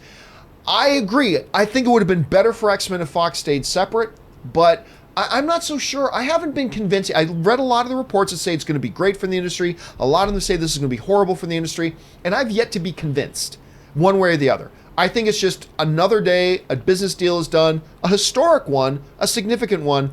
But I think it's going to take us 10 years to really see what the positive or negative ramifications of a deal like this are. Rob, you're sitting there right now. From where you're sitting at the moment, are you agnostic on this position? Do you think this is a good thing for the industry? Do you think it's a bad thing? Are you in the middle? What do you think right now? Look, I think the studio system is under siege now anyway because of how much money it costs to make and market movies. I think the whole landscape of entertainment is changing. People are playing video games. Kids are not growing up movie fans the way they used to be. It's all different. And the model for studios making movies has only gotten more and more and more expensive to the point where it's untenable. And I think that, look, Disney has pioneered a way to make blockbuster films. They're making event pictures, and as they've shown this year, it's one hit after another. And that's the only way that big studio filmmaking is going to survive. And Fox just wasn't cutting it. And I think that if 20th Century Fox can be kept going as a brand, because I love the 20th Century Fox logo. My dream is to work or actually make a movie with the 20th Century Fox logo. I don't want it to go away. But I also recognize that we're in a changing media landscape and things, I mean, I don't even know if movie studios are even going to be here in 50 years. So anything that can keep Fox going is a good thing for me, but it remains to be seen. I'm like you, sort of agnostic. I want to wait and see, but I just don't think it was going to survive. So it's better that I think Disney has it because it has more of a chance to continue on than it did before. All right, next one up comes to us from Kyle B, who writes, I saw Midsommar and damn, that was bad. Over 6 people walked out. Honestly, one of my worst theater-going experiences ever. And I saw After Earth in theaters. That's quite a pronouncement. LOL. Yeah, look, I remember our friend Kris was actually the one who sat down and explained the entire movie of Midsommar to me. And he explained what happened like 45 minutes to an hour into it. And he goes, and a lot of people, he said at the film festival he was at where they showed, he says a number of people got up and left after this certain incident happens in the movie. And it sounds like one of these really artistically divisive films, because we're hearing from people like you, Kyle, who are saying, I thought this movie was bad. But I'm also hearing from people who thought it was really insightful and brilliant and cutting edge art. And a lot of other people saying, no, we know art. That ain't art. That's just garbage. And so I'm kind of fascinated to get into this. Now, I'm just curious, Kris, as you know, you tend to stay away from certain films like this. Have you been at all tempted to go see Midsommar? You know, that first trailer tricked me. Oh, and I thought, oh, look at this lovely, cute little trip all these people are going on. Oh, this is going to be fun. I hope this girl works things out with her boyfriend. And then, oh, no, this is so bad. The fact that Jordan Peele has tweeted about, like, oh, this movie's crazy. That does intrigue me. The fact that people are walking out makes me think I'm going to watch the whole thing with my hands in front of my face, and I'm just going to like nudge whoever's next to me and be like, "What happened? What was that noise? Oh God!" So I'm pretty on the fence as to whether or not I want to go. I'm intrigued more because of how polarizing it is than about seeing the actual movie. I just want to be part of the conversation more than I want to see the content. Rob, you much in a position where you're wanting to jump out and see it? I'm dying to see this movie. I can't believe I haven't seen it already. It kills me that it's open at a theater by my house and I haven't seen it. I mean, I've heard this movie is allegorical horror. I've heard that it's about a relationship coming to an end and what that means, and I will watch any pagan, any cult horror. I love me some cults. You know, I know they don't worship the devil, which would have made this movie even that much better. But I will watch any horror film where there's any kind of wacky religious cult worshiping whomever they're worshiping, Baphomet, whatever. I don't care. I will see this movie. I will love this movie, I hope. New hashtag, I love cults. And I love pagan. And a trivia question for you. In the classic Dan Aykroyd, Tom Hanks comedy Dragnet, the name of the evil organization they were fighting against was called Pagan. What did Pagan stand for? Oh, I have no idea. I believe it was People Against Goodness and Normalcy. I believe that was it. I think it was People Against Goodness and Normalcy. And I'm not sure. I haven't heard any confirmation about whether or not Midsommar and Dragnet are a shared cinematic Always universe. The basis of a good cult movie. Yeah. Those kind of people. Always a good basis. All right. Next up, Andres Martinez writes, thoughts on The Prince of Egypt. I really enjoyed Prince of Egypt. I mean, it's you get when you get Val Kilmer in there doing his thing. I really thought, and I'll tell you what, there's a song in Prince of Egypt that is sung by Danny Glover's character, but I think another vocalist actually does the song, called "In Heaven's Eyes." And it is one of the best songs I've ever heard in an animated series. Look at your life through heaven's eyes. Like, it's just really Song dance, man. It is a profound, beautiful song. I love it. I really enjoy Prince. It's not in my top 10 favorite animated films of all time, but I really did quite enjoy it. And I mostly remember it for that song, because I thought that song was fabulous. All right. Luis Dotson writes, "Morning, everyone. Do you think we will ever see a shared universe with definitively different movie genres? Example, a shared universe where a rom-com and horror movie exist in the same world. Could be cool." Well, I mean, it depends on what you mean, Luis. Do you mean, could we see a movie that has those mixed genres? We already have. Shaun of the Dead is a rom-com a romantic comedy with zombies. So we've seen that. Do I think we'll see a 40-year-old virgin cross over with, I don't know, Night of the Living Dead? No. And I'm good with that. I'll be honest with you. I love my DC Cinematic Universe movies. I love my Marvel Cinematic Universe movies. But I'm really over shared Cinematic Universe vomit. I'm over it. It's such it's now just a dumb cliched shtick that I'm well over and I'm well past. I have no interest in any shared Cinematic Universe movies at this point. Notwithstanding MCU, DCEU, that sort of stuff. Yeah, that's fine. And even in the comic book genre, I'm dying to see them do comic book movies that aren't shared cinematic universe. I'm over it. I'm just over it. So I don't want to see any of that stuff. And I don't think we will. Other than a pure spoof movie that'll do it, other than a pure spoof movie, I don't think it'll happen. What do you guys think? Kris, do you think we're going to see like a horror and rom-com shared cinematic universe thing? I can go on a stretch here because it's an Easter egg, but I guess you could argue that it's then a shared universe. In Aquaman, when they go to get the ship from inside that trash heap, right? There's an Annabelle doll floating around. So Annabelle and Aquaman exist in the same universe, I guess. So there you go. You got one. You're right. That's a bit of a stretch, but it's a good observation. Rob, do you think they'll ever do something like that? Bruh, I'm going home right now, and I'm going to write When Harry Met Sally the Superhero. I'm doing it today, and it's going to make... When Harry Met Sally the Superhero. It's going to sell. It's going to be the biggest spec script. It's going to go on the blacklist. I'm going to become rich and famous. That deli scene's going to be so good. Oh, my God, yes. Because the earth will shake and tremble. Love it. You're onto something. All right. Next one up here, Kyle B. writes, "Anyways, did you guys see it? Thoughts?" I don't even know what we're talking about now, Kyle. Oh, you were talking about Midsommar. Okay, well, we already gave our thoughts on that. All right, JB Bonifacio writes, "I read a bit about how Favreau was using virtual reality sets to shoot Lion King to get that animated film feel. How did it look to you?" It looked awesome. It looks awesome. Now, there are some people out there saying, well, that does it. You have never seen an entire movie done in CG that is also attempting to completely convince your brain that it's all reality. No movie has ever done it as well as Lion King did. Did it do it perfectly? Are we there yet that it's now absolutely perfect? No. But I'm going to tell you right now, no other movie has ever come as close to doing it perfectly as Lion King has. This is the best it's ever been done. I'm not saying it's the best movie of all time, but I'm saying as far as doing that, making a completely digital animated world look like it's completely real and try to fool our brain into believing it's real, nothing's come close. Nothing has come close. It's just ridiculous on that level, JB. All right, next up, Michael Pacheco writes, "Do you think Tony Rivoli's Flash Thompson will become Agent Venom in the MCU? They have been hinting that he's having some daddy issues. Thanks. No, they're not. As long as Sony is doing live action Venom, they are never going to allow the MCU to have their own live action Venom. Not going to happen. No chance."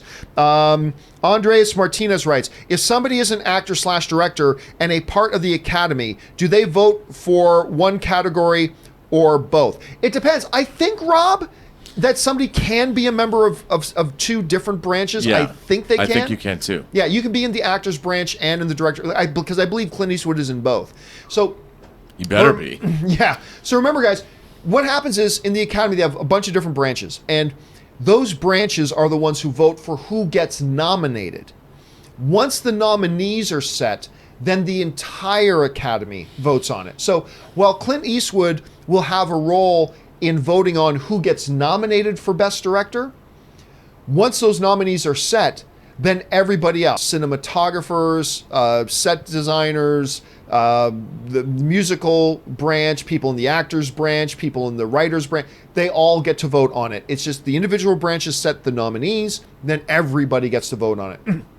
But I do believe, to your specific question, that if we're not mistaken, Rob, that you can be a part of two different branches at the same time. I think so, but I don't know for sure. I need to check on that. I also don't know for sure. Fact checker Jonathan should find out. Yeah, if fact checker Jonathan were here, he would be able to tell us that right now. All right, Suthius writes, I got my 2020 election candidate shirt, Thanos 20. There you go. Why not? He will make a real change. Only half the people will still be around. Luis Dotson writes, ever seen Magicians on Sci-Fi? Very adult Harry Potter is how I explain it to friends. They explore magic is a somewhat more real world than Harry Potter. No, I've never watched a single episode of it. I've heard a few people talk about it. You've seen it? Yeah. Chris? It's really great. It's a great book series too. And luckily they aged them up for the show because it's always been pitched to people as Harry Potter on heroin. And you don't want to see younger kids doing that kind of stuff. You don't want to see older kids doing it either. But it at least makes you feel a little less inappropriate with all the drugs and sex and everything that's happening.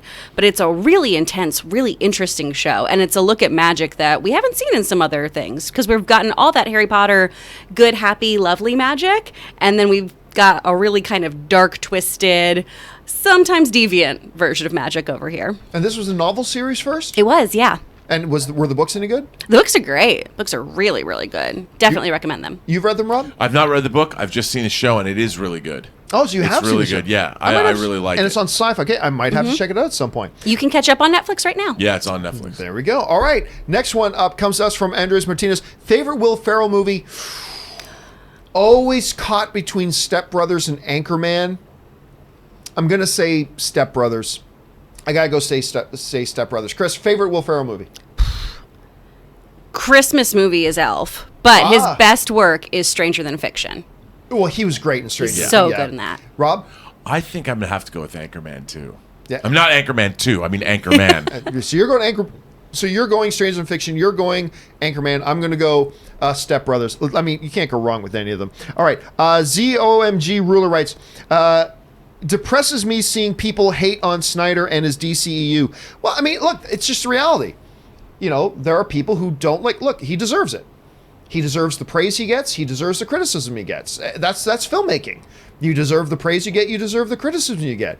Shouldn't depress you. Like, look, then if that's the case, then every movie you hate on and don't like, everybody has a right to say that you shouldn't hate on it. Well, yeah, you do. That's film fandom. I happen to like Zack Snyder's movies. Not everybody does, and everybody has a total right to not like them and criticize them if they so choose. I love Star Wars, but people have a right to criticize Star Wars if they don't like. They see a movie don't work for them, they have a right to criticize it. I mean, yeah, so it is what it is, ZOMG, it is what it is. Suthius writes, Spider-Man 3, fast forward 10 years, Peter and MJ are married, have kids, and live on a farm with Happy as his ranch hand. Spider-Man home on the range. You lost me at Happy as his ranch hand. At that point, Happy, I think, is probably one of the wealthier guys in the world at this point with his position in Stark Industries. So, I mean, not as much money as Pepper has, clearly, but I think you lost me at his ranch hand. That's where I'm going. But home on the range. Look, do either of you guys doubt that the next Spider-Man movie will have the word home in the title? Like, I'm thinking that's a foregone conclusion. They're going to do that some way, right? I think they have to. Yeah. Rule of threes. You Right. got to do it. I still like the idea of Spider-Man Home Alone. I still like that. Which is Tom Holland just, no! Yeah, Aunt May is off on vacation with Happy and something crazy goes on at home while she's gone. I think it's going to be called Home Front. Spider-Man Home Front. That could work. Because the war at home, whatever it is, there's the battle for the neighborhood has just begun. Oh. Wouldn't it be great to see Spidey just being a friendly neighborhood Spider-Man for a movie? That's why I think it's all going to be about his return and his establishment of the real Spider-Man in New York City. I love it. I love it. Oh, sign me up for that. I think that's great. Okay, let's see. Next one up. Favorite Rachel McAdams movie. Good Canadian girl, by the way, Rachel McAdams. Man, I might have to say Wedding Crashers. Because that's Rachel McAdams. Yeah. I might have to say Wedding Crashers. I love Wedding Crashers, dude. It's so great good. movie. Just the tip. Just That the tip. movie is so funny. It's so good. So I'm gonna go that. So you and I are both Wedding Crashers. What about you, Kris? Mean Girls. Oh, of course. She's Yeah, so there's Mean great. Girls. She's just the worst in the best way possible. Is butter a carb? And also I'm surprised. Hey, nobody on this panel said Notebook. So there we go. Okay, so we'll chalk that one up. I to a love win. Rachel McAdams, by the way. Oh, I do too. I I'll was watch so anything happy she's when she in. was going to be in Doctor Strange, and I hope she comes back for Doctor Strange too. I think that girl can do no wrong. I love her, and again, good Canadian kid. All right, Suthius writes, "Want to feel old? Anchorman came out 15 years ago. Holy crap! Milk was a bad idea. Milk was a bad choice." I don't know what words I can use to describe Anchorman that I haven't used before. Are you in a glass case of emotion right now? I am in a glass case of emotion. Baxter, what? You ate an entire wheel of cheese? I'm not even mad. That's amazing. I mean, it's so funny to this day. And you know what I still haven't started listening to yet? Rob, remember, Kris, you weren't here yet, but they made the announcement that some podcast network... The Ron Burgundy podcast. Yes, Yeah. I've heard it's fantastic, where Will Ferrell does an entire podcast as Will Ferrell, as Ron Burgundy. Right. And I have not heard it yet, but I've heard it's fantastic. So I got to get on that. But you're right, 15 years ago. Oh my goodness, that's a harsh one. All right, the Canon writes, I don't think we've heard Glover as Simba yet. In any of the marketing, I'm not sure. I haven't watched a lot of the marketing. I saw the main trailers. And he again, for me, he's good. He's good, but he doesn't actually have a lot of lines. I mean, really, I think you could probably fit all of his lines on one page, which isn't too out of step with the original movie either. So keep that in mind. All right, Jeremy Sneed writes, why show DC properties on HBO Max and still have a DC universe? DC universe needs the content. Just absorb them into HBO Max. Love Swamp Thing. Yeah, I agree, Jeremy. I think that's ultimately what they're going to do. Regardless of what they're saying now, I just don't think they want... The reason I think they're saying that now is because I don't think they want everybody just jumping ship on the DC universe until HBO Max comes out. So you're not going to hear anything about that. It's going to be all positive until HBO Max comes out, and then I think you're going to see that absorb. It just makes sense. Jeremy follows up with, you ever get around to watching When They See Us? Yeah, oh yeah, I talked about this weeks ago. I did.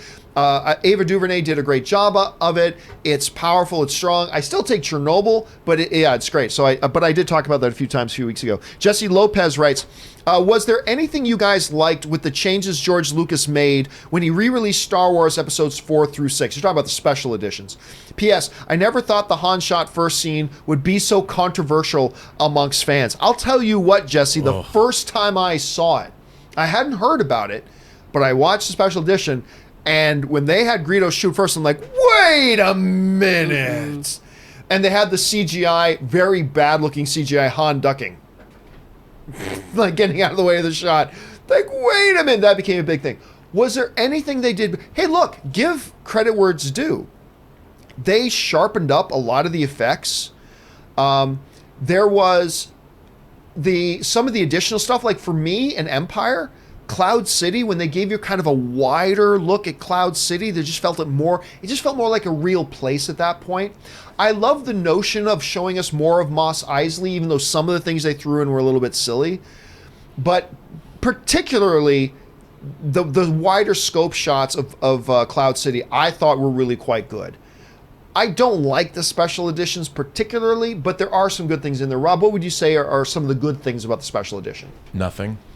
Nothing. No, to be honest, the verisimilitude of Star Wars is completely destroyed by everything they added. Although there is one shot of the X-wings. It's a front shot when they're kind of coming toward the Death Star. And when they lock foils in exposition. Yeah, but it's before they actually open the S-foils, and that's the only thing that I liked. I think it was completely wrong-headed. I thought it was misguided. I mean, Mos Eisley is supposed to be a horrible East Texas truck stop in the middle of nowhere where nobody lives, where no one wants to be. And now it's some sprawling metropolis where everybody's watering their Rontos and Jawas are having mirth-filled antics as robots fly everywhere. I mean, it was so ill-conceived. I I hate it all. I can't stand any of it. Even the Cloud City stuff, because they opened up what were great sets, great practical sets, and they added openings. That's cool, but I like the sets too because it created the reality. Every time they added CG, you're like, wait a minute. There wasn't, the rest of the movie does not support that technology, and it's completely obtrusive, and I cannot stand it. However, I will say it was cool. They got a big theatrical re-release in '97, and a lot of new people, a lot of kids, and a lot of new fans got to go see these movies in the theaters for the first time, and that was cool. One other thing I'll say is, because I do not like special editions, but one other thing I will say is good, even though I hated that they took out the Ewok Yub Nub song at the end. I love that piece of music, though. No, the little hoo, the pan flute, Zamfir, yeah, way to go. But it is a very good piece of music, but it should not have taken the place of the Yub Nub song. Hell no. But despite that, I will say the decision then to do, like even just on the page, the decision to then show random shots throughout the galaxy of the response to the death of the Emperor, I thought that was a good idea. I thought that was a good idea. Some of it looked a little too CGI-ish, but I thought that was a good idea. Now, I could sit here and list off the 30 things I don't like, but you were asking me to tell you the things that I liked. Mm-hmm. Those are the things that... Do you have anything from the special edition you prefer, Kris? I know that they included that one scene with Han talking to Jabba that didn't look good. No. But it was really nice to get a little bit of backstory right in there. If it had been done better, and if it had been done with a practical effect, I would have liked it a lot more. I think it's really interesting we're talking about this right now, too, because the Ford Theater's been showing them. So last weekend was New Hope, and now this weekend's going to be Empire, and then they're doing Jedi after the week after that. And they are the special editions that they're showing right now. But, just to point out, when you saw Jabba the Hutt in Return of the Jedi, that was one of the great... moments when he was first revealed, when you first see him, that was one of the joys of that movie, which has been totally shattered and wrecked. It didn't because it's bad, but it didn't totally shatter. No, but it did because if you haven't seen those movies before, seeing Jabba the Hutt was so great. That's fair. That's something that belonged to Jedi. And it's no, and I'll tell you, the most egregious thing is when they changed Clive Revel's Emperor out from Empire and they did this later, and put in Ian McDiarmid in Empire. Why did you do that? That was also the right decision. It was terrible. That was the right decision. The Emperor in Empire was the best. But it didn't matter because now Ian McShane is now the Emperor. He is what we think of. He is what we think of when we think the Emperor. But and the so Emperor in Empire was so scary. That made it the right move to put him in there because now it fits with the rest of the thing. And I'll say this other thing about the Jabba scene. As much as I hate that Jabba scene that they put in there, at least you can say it was originally supposed to be there. Because George shot it. That is true. So I'll give it that. It looks terrible. And they get the visual gag when Han walks behind Jabba. It's like, well, how does he get over the tail? And they made it look like he stepped on his tail. Horrible compositing so bad. of his feet. And it's like, so bad. But at least I will concede the point that it was part of the original movie. It was shot. It was supposed to be in there. I get it. That's fine. Doesn't change the fact that it looked horrible. But Star Wars didn't need to be changed. I agree. Oh, 100%. I completely agree. This is grasping at straws to find some decent nuggets. Yeah, no, that's what I'm doing. I'm grasping some straws. There are a few things, okay, that made sense. But overall, no, they should have just left them. They should have left it anyway. Let's get two more questions here before we let Rob and Kris go here. Okay, next one up comes to us from Patrick Clare, who writes, John, my top 3 worst movies of all time. The Island of Dr. Moreau, that's pretty bad. Lady in the Water, epically awful film.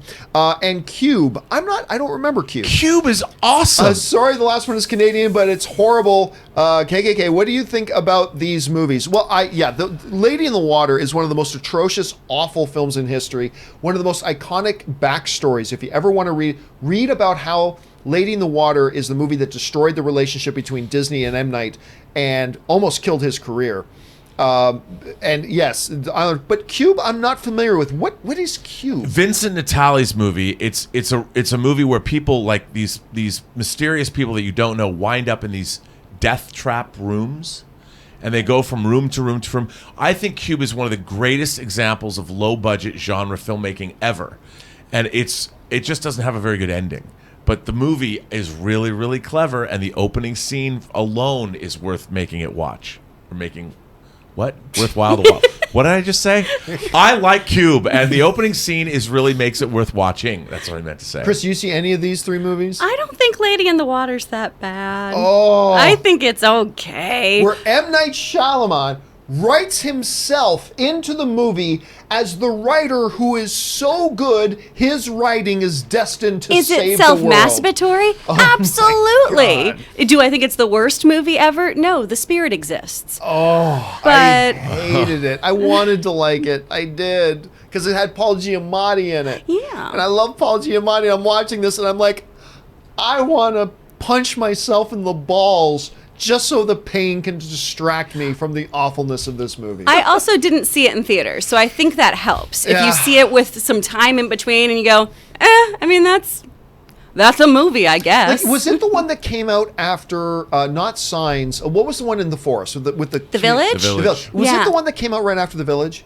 I think so. I Okay, think so, see, too. The Village was the first film that I didn't really like from M. Night. Like, I thought, up until the ending, which I thought was completely predictable. 100%. I thought it was okay. I thought it was all right, but I didn't like it. I loved Signs. You take out the last 4 minutes of Signs, and it might be my top 50 all-time favorite films. You don't like the alien fart finger? Oh, my God. That didn't do it for you? No, you know what's funny? There was a movie that it showed that what M. Night understood, what at the time it felt like only Asian horror directors understood, which was the things you don't see will freak you out a hell of a lot more than the things you do see. And that's something that Asian horror filmmakers have known for a couple of decades now that I feel like North American directors are just starting to catch on to. But M. Night got that. So the entire first 3/4 of that movie is like, the most you get is a little glimpse of just a foot and hand trailing off as it disappears behind a building. And you're like, what the hell is, like, you're just freaking out. The moment you saw them and they start interacting with them, throwing, hey, they're invading a planet covered 80% by water. And they're allergic to water. Irrigate your fields. Alien invasion problem solved. Done. We're like, up until that point, it was horrifying and great. And then they did The Village, which I thought, but it was Lady in the Water. That for some people, The Village it was the start of the death of the Shamhammer. To me, it was Lady in the Water, and it's just, yeah. I still think it's the worst one he did. I think it was worse than Avatar. Last Airbender. Dude, The Happening, man. Oh, The The Happening. The Happening. Happening's rough, bruh. If you know what, sometime I got you've met Soul. Yeah. One of these days, my buddy Soul, who's like one of the head guys over at the Fine Brothers, I gotta have him in here for no other reason, just to have him as a guest to do a full 5-minute segment of just him talking about The Happening. It is one of the most entertaining things hearing my buddy Soul talk about The Happening. It's the best. I just got to do that at some point. All right. Last question before we let these guys go. And that one's going to go to K Major, who writes, hey, John, I'm on vacation in Brazil. Have some fun over there, man. I have access to Titans on my Netflix here. Binge or beach? My wife has a shoe aimed at my head as I type this. Choose wisely, I must. Well, for several reasons, Kay, beach, definitely. Number one, save your head. Number two is Titans just ain't worth it. And don't get me wrong, I didn't hate Titans. I didn't think it was terrible. Like, the first trailer was terrible. It wasn't that bad. And they shot it in my hometown of Hamilton, Ontario, Canada. Good on you, Titans. But it really also wasn't all that good. So would I say watch it later when you have a chance to watch it? Absolutely. Would I skip out on going to a beach in Brazil to sit in my hotel to watch Titans? No. No, I wouldn't. Did you guys have a chance to watch Titans? I've watched some of it. Yeah, I watched a little bit of it. But I think it says a lot that neither of you felt the urge to go Yeah. through all the way and finish it. I'm a huge DC fan. It was just, okay. If you wanted to watch Doom Patrol, we might be having a different conversation. But Yes. instead, I'll be really cliche and say, happy wife, happy life. Hit that beach, man. Yes. Although you could use the example that, have you seen the girls on Brazilian beaches? Perhaps you don't want me to go there because my eyes are going to be popping out of my head. So maybe I should watch Titans. No. Just you as an still go to argument. the beach. You still go to the beach. No, Although how can you don't stay in a hotel room when you go to a When you foreign go to country Brazil? ever? No. Yeah. Yeah, no you gotta stay, chance. you know. No chance.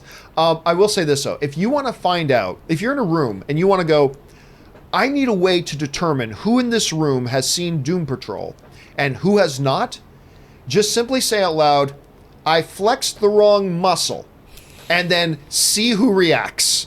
Because those who react will have seen Doom Patrol. One of the strangest, weirdest, over-the-top, bonkers scenes in the history of television. Rob, have you seen it yet? No. Oh my! And I can't wait because I love the comic. You will love Doom it. Patrol. You will love Doom Patrol. I can't wait. It's so good. I cannot. Oh, I just can't stop talking about it. All right, guys. Hey, listen. That we've hit over the hour and a half mark here. So, Kris and Rob have other things they need to do. So we're going to say goodbye to them right now. First of all, Rob, dude, as always, it's great having. It is truly one of the pleasures of my week that I get to sit in a room and talk movies with you, sir.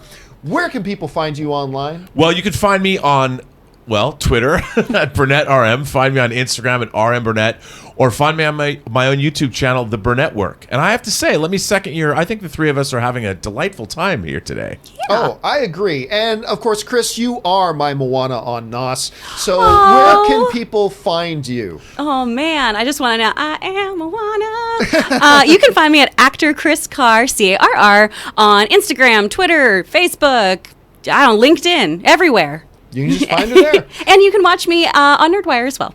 And we will see you again tomorrow.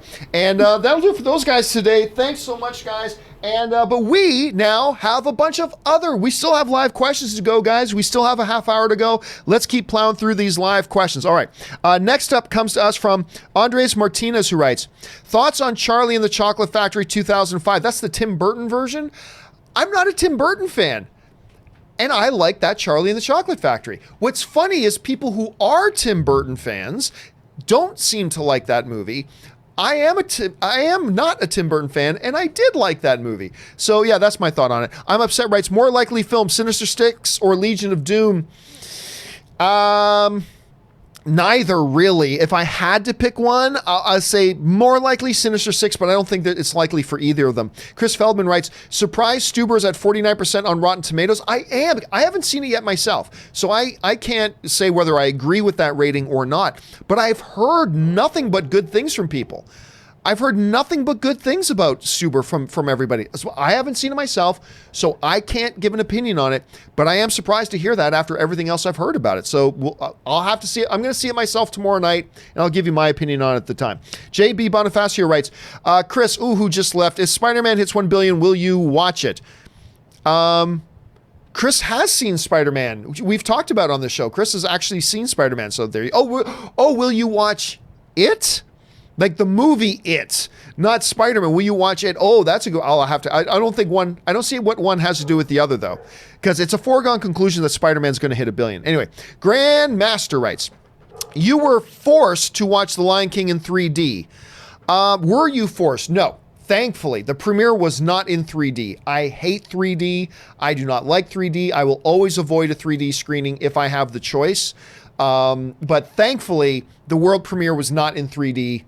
Thank you, movie gods, for that. All right, BMC writes, I believe HBO Max and Disney Plus are in the States only. Netflix is a global powerhouse. They'll be fine. Prime, on the other hand, well, I mean, yes and no.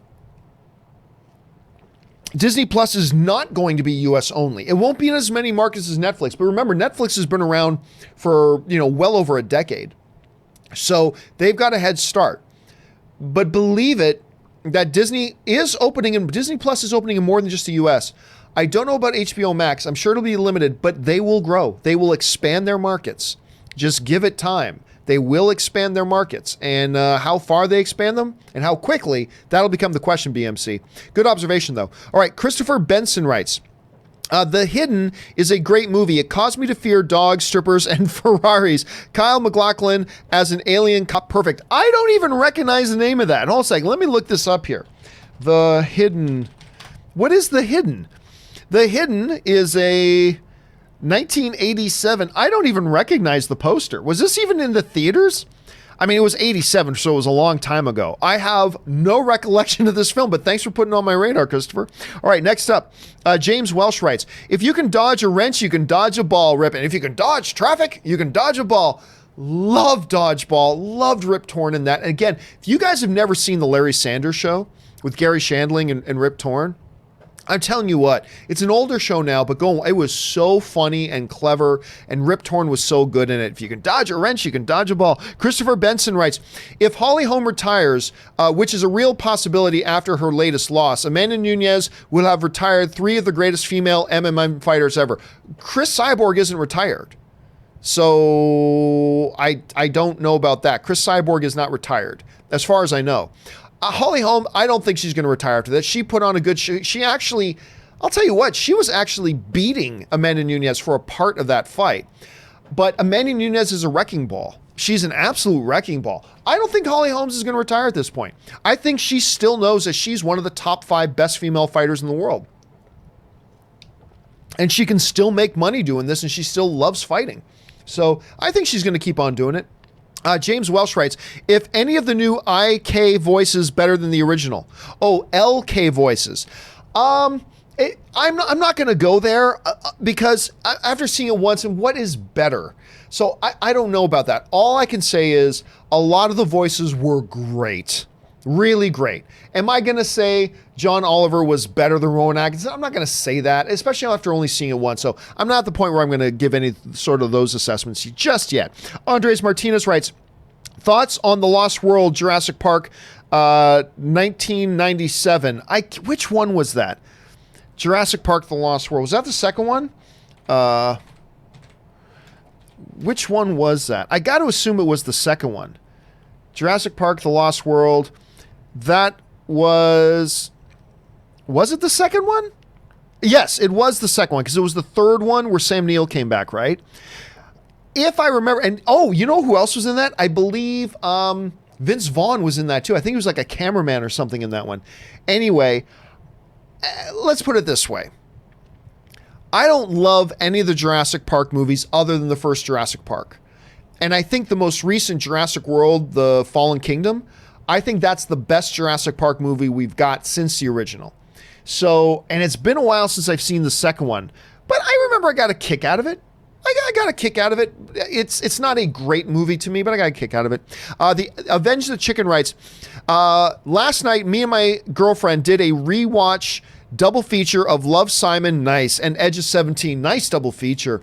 We stayed up for hours debating which was better and still can't decide. I lean towards Edge of 17, but I'll tell you what, Love, Simon is a real nice little movie.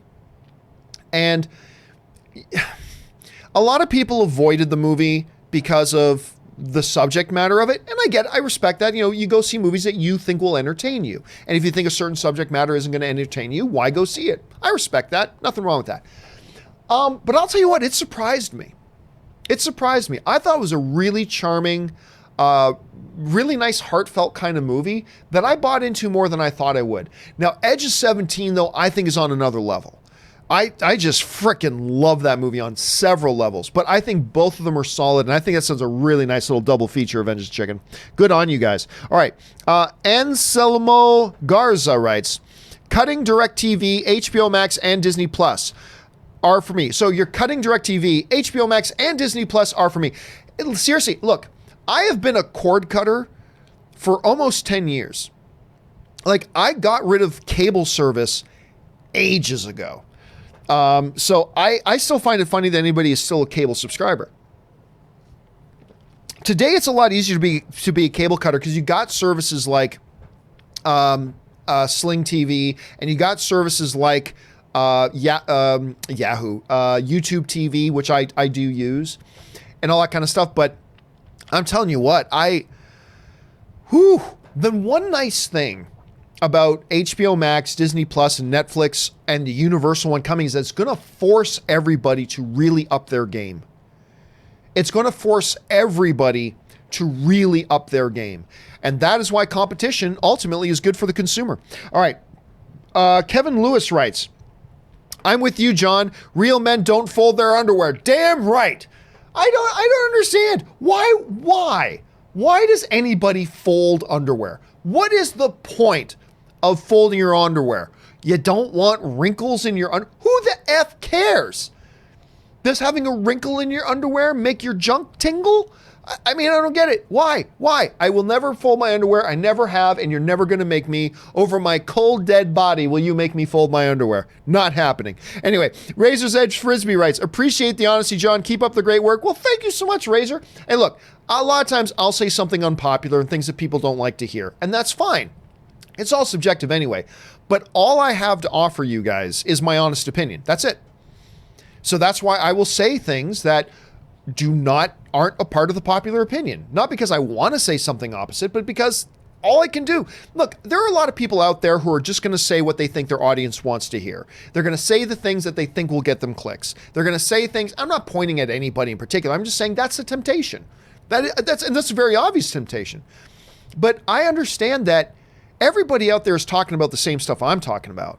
All I have, and this is what I encourage everybody else who does this stuff too, all you have that is truly unique to you that people can't get anywhere else is your honest opinion. Whether it's the popular thing, whether it's the unpopular thing, whether it's in the middle, doesn't matter. All you have, if you do a blog, a podcast, a YouTube channel, whatever, the only thing you have that is really unique to your website, your podcast, your YouTube channel is your specific honest opinion. That's all you got. That's certainly all I've got. Millions of other people have cameras and a YouTube channel and can talk about the movie news. Everybody can do it. The only thing that I have is my honest opinion, and that's all I have to offer. And so I'm going to tell you what I honestly think about things, whether it's popular or not. Sometimes it's the popular thing, sometimes it's not, but hey, it is what it is. And that's a great thing about movies is I say this all the time. My job here is not to say what you agree with, nor is it my job, because there are some people out there in podcasts and whatever that think it's their job to convince you to agree with them. It's not my job to convince you to agree with me. My job is to give you my opinion and hopefully give my opinion in such a way that it helps you sharpen your own opinion, whether it's the same or opposite of mine. And if me telling you my opinion makes you even firmer in your idea that's opposite from mine, then that's great. Then I've done my job. And that's what part of being film fans is and talking about. So thank you, Razor's Edge. I really do appreciate that, because to me, that's one of the nicest things you can say. So thank you. I appreciate that. All right. Next up, Kamikon writes, favorite Disney animated classic is Sword in the Stone. I never hear any love for that one. I'd love a live action remake with Patrick Stewart as Merlin. Well, didn't they just kind of do that with the Boy Who Would Be King or something like that? And Patrick Stewart was in it?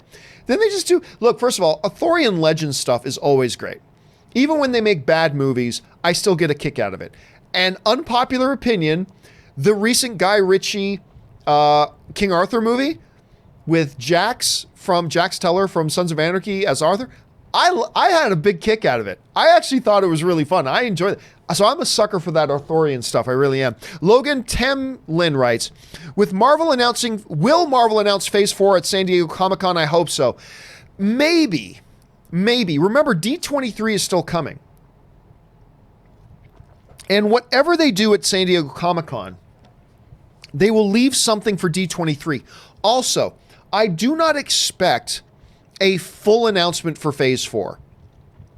I think Marvel is realizing, number one, it bit them in the ass. When they did their Phase 3 announcement, they got a little bit embarrassed because a part of their Phase 3 announcement was the Inhumans movie.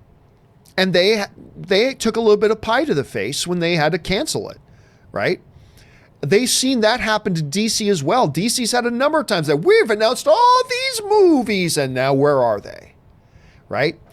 I don't think they want to get caught with their pants down again. So what I think they will talk about, they'll talk about Black Widow, because that's happening. That's shooting. They'll talk about Eternals, because that's happening. They'll talk about Doctor Strange 2, because that's happening. They'll talk about Shang-Chi, because that's happening. They'll talk about Black Panther 2, because that's happening. I don't know that they'll talk much more beyond those 5 things. And Phase 4 could have like 12, 13 movies in it. So I think they're going to limit it to that. Oh, and also Guardians of the Galaxy 3, because that's happening. But outside of those 6 films, I don't expect at Comic-Con to see a broad-reaching, here are the films coming out over the next 5 years. I don't think they're going to go that far. Because I think they realized they got bit in the ass by that before, getting a little bit ahead of themselves. I think they saw DC get bit in the ass by it as well. So I think they're going to be a little bit more reserved. So those are the 6 films I think they will talk about, but a full-blown, here's our next 5 years, I don't think so. But we'll see. All right, Logan writes, oh, that was Logan. Sorry about that. All right, don't know what to put writes. Families are like fudge, most sweet with a few nuts. If I have to hear Toretto say family in that mumble growl one more effing time. Family. Why does my Vin Diesel why does my Dominic Toretto sound like a Rocky Balboa? Because when I try to do Dominic Toretto, it sounds like I'm trying to do Rocky Balboa. With family, right? It does. I'm terrible. I have terrible impersonations. Families are like fudge, most sweet with a few nuts. I like that. Alex Summers writes, I noticed Robert wearing a Captain Power shirt on the last show. I love that show. Do you think a reboot would work? Oh, well, look. It's like Felipe the Sentient Dancing Microphone. Anything can work. Would it work? I'm going to guess no. Can? Yes. Would? I'm going to guess no on that one. I don't think it would have the appeal today, but I could be wrong. But look, it's like Felipe the Sentient Dancing Microphone. You do it and you find the magic formula to make that particular thing work. Anything can work. Would, though? I'm going to lean towards no, but I could be way wrong about that. All right, Mark Blaser writes, necessary? Is it necessary for me to drink my own urine? No, but I do it anyway because it's sterile and I like the taste. I love that line. No, but it's sterile and I like the taste. Such a great Rip Torn line. Thank you I forgot about that line, man, until I started reading. I'm like, oh my God, that line has got to be in like a top 30 or top 40 biggest laughs for me ever. Like a single line in a movie that just made me laugh the hardest. That's got to be in the top 30 or 40. It's such a good one. And yeah, absolutely. R.I.P. Rip Torn, man. R.I.P. All right. Don't know what to put writes. Now that Disney rehired Gunn, with previous talk of him playing a larger role in the MCU, do you think Suicide Squad 2 will be the only DC film he does? Good question. You know, I love the fact that we've got one creative genius in a James Gunn who is now actively doing films in both the DC universe and the MCU. I love it. I think that's great for everybody. But what is his future with DC? I'll tell you what. I could see him doing a Suicide Squad 3. If Suicide Squad comes out and James Gunn has a great time working with, with DC, which not every filmmaker has, but if he does, let's say he has a great time working with the studio, and he loves Suicide Squad 2. He loves the results, and it gets well received and all that kind of stuff. I can totally see him coming back to do a Suicide Squad 3. I could totally see him doing that. And what type of role James is going to reassume back with the MCU now that he's doing Guardians 3, I don't know. You know, there might have been a compromise. Maybe it was Alan Horace like, okay, let's bring James back to do 3, but let's not make him the overseer of the, of the cosmic elements of MCU anymore. Let's limit him to directing. I mean, we just don't know at this point. But I really do think we could see him do another Suicide Squad if this one works the way it has the potential to work. So I don't see why not. That's where I'm at right now anyway. All right. Where are we at? We're at Jock Cop, who writes, I feel like I missed a bunch. Did I miss a bunch? Nope, I don't think I did. Okay, where were we at here? We're at Jock Cop. There we are. Jock Cop writes, will be interesting to hear what people who haven't seen the original feel about this movie without the nostalgia factor. True, I'm assuming we're talking about Lion King here, Jock. And you know what? I think that's a great question.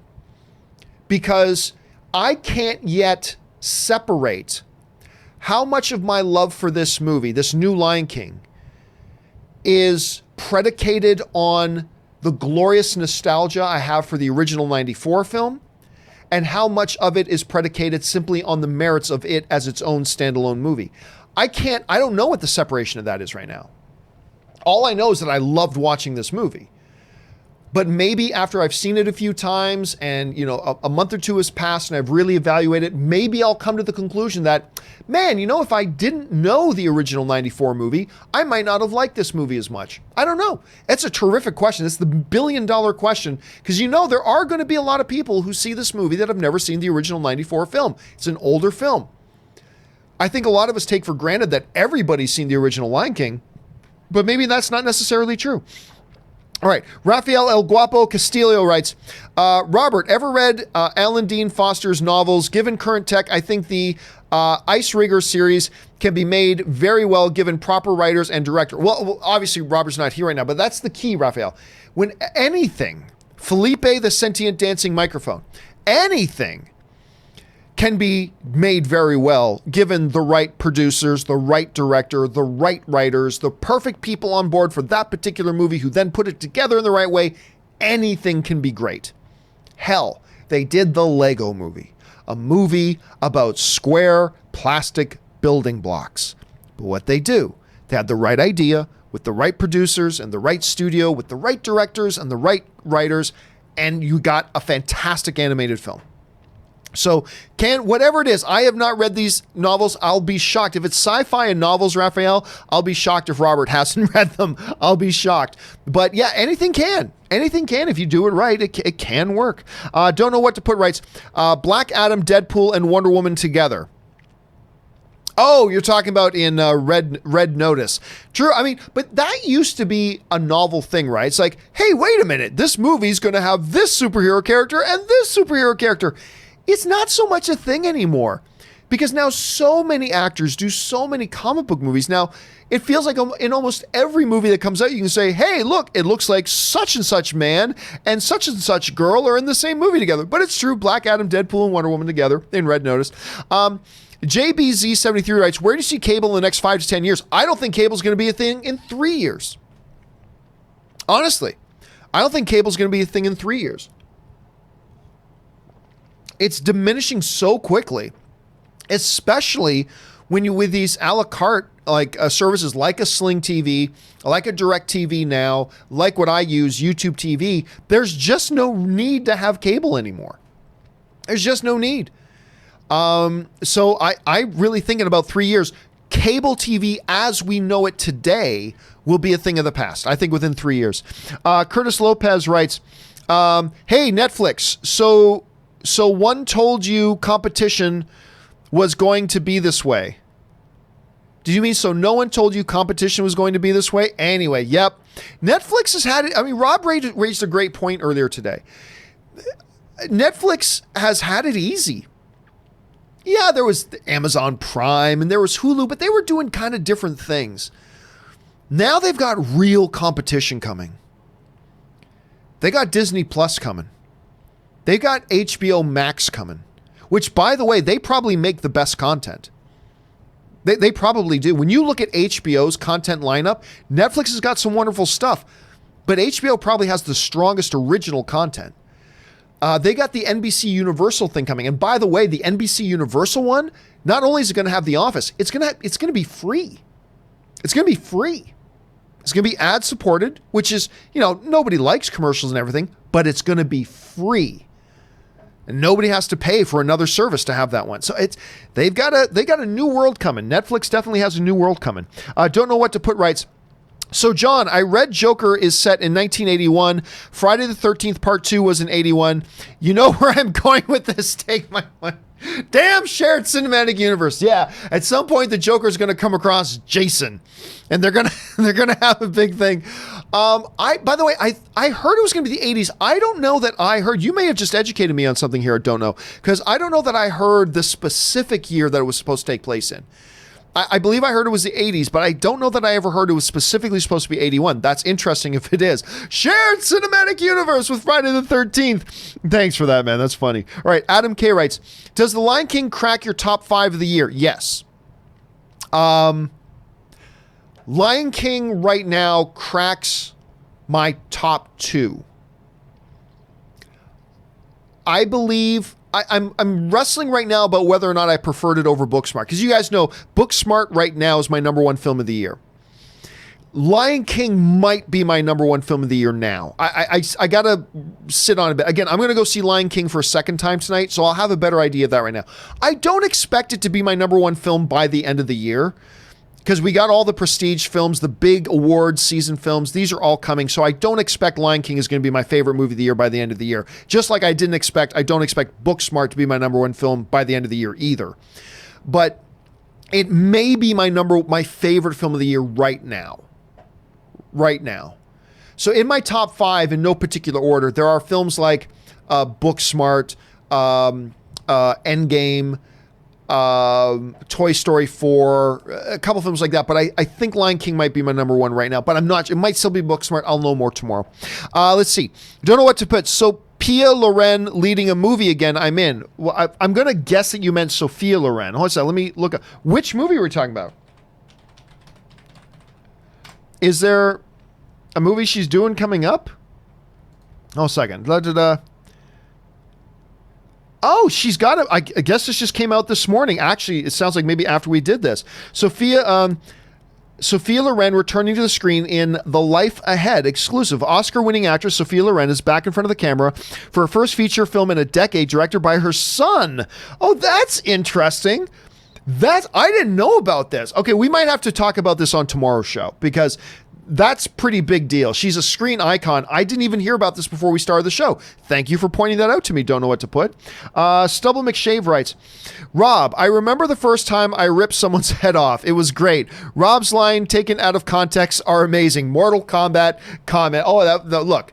It is honest. I don't just say it to make Rob feel good. It is honestly one of the great pleasures and one of the great honors I have that every week I get together and talk movies with Rob, throughout the week. It's always great. I love it. Dashin Dennis Watkins writes, MCU more consistent box office wise than Star Wars. Do you agree? Nope.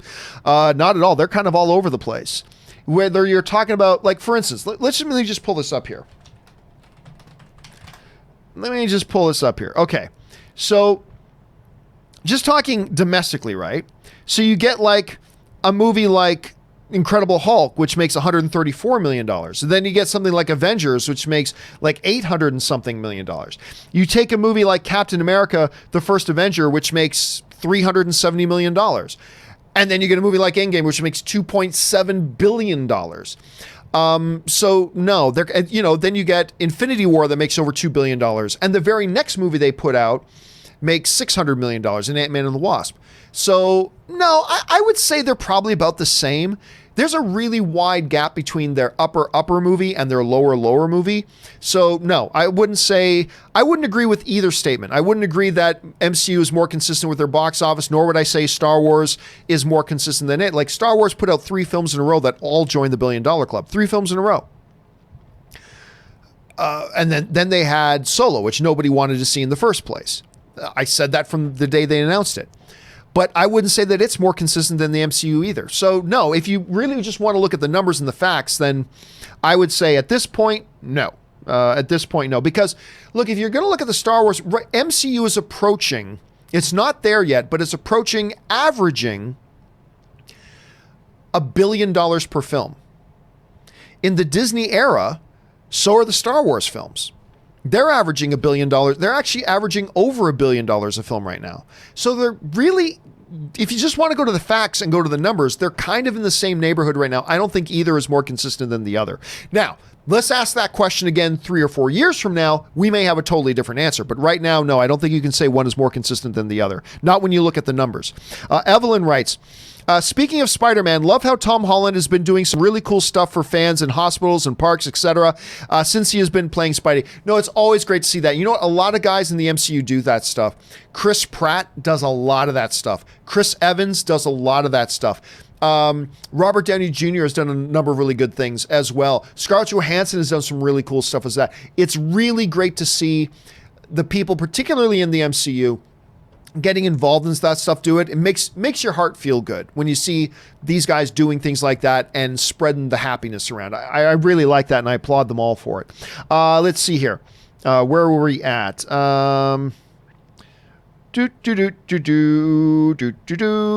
that was Evelyn. All right, now we're at Kevin. Was that? Yes. Kevin Lewis writes, Joker without Batman is just William Foster / Travis Bickle. What do you mean? Those are 2 of the most iconic characters in the history of film. What are you saying? Then it's just that. What are you talking about? That is not a bad thing. You're phrasing that as if that's some sort of bad thing. And by the way, no, it's not just that. It's way more than that. I think this is fascinating. And by the way, you're talking about a movie that's like almost 40 years old. Maybe it is more than 40 years old at this point. Anyway, no. Without Batman, it's not. But by the way, you're. Here's the thing, Kevin. You're doing what a lot of us do. That I'm guilty of doing sometimes, and right now you're guilty of it too. But we all do it. You're making evaluations of a movie you haven't seen yet. Don't make it. You can't make a definitive evaluation. The Joker without Batman is just basically Travis Bickle from Taxi Driver. How can you say you haven't seen the movie? You have no idea that that's the case. None. So I'm going to disagree with you on that, dude. But again, you're only doing right now what all of us do sometimes. We're all guilty of it. And I think in this particular case, you're guilty of it. I've been guilty of it. Everybody's been guilty of it. All right. Sylvan McShave writes, Batman could be a distraction in a Joker movie. I agree. Because you put Batman in a Joker movie, it's not that. So we're not going to see that. And I totally agree. You really want to do something different. You actually want to focus on the Joker, then make it a Joker movie, period.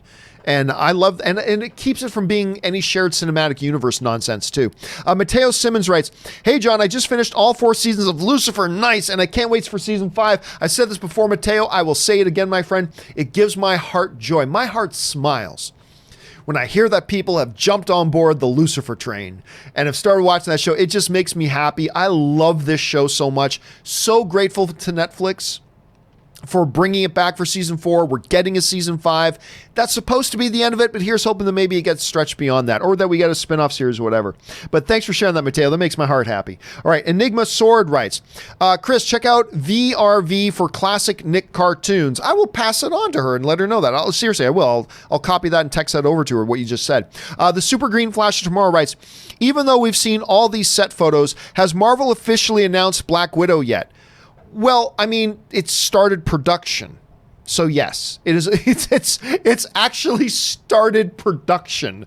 So it is official as it gets. And by the way, they did send out a press release announcing the start of production. That is as officially announcing it as it possibly gets.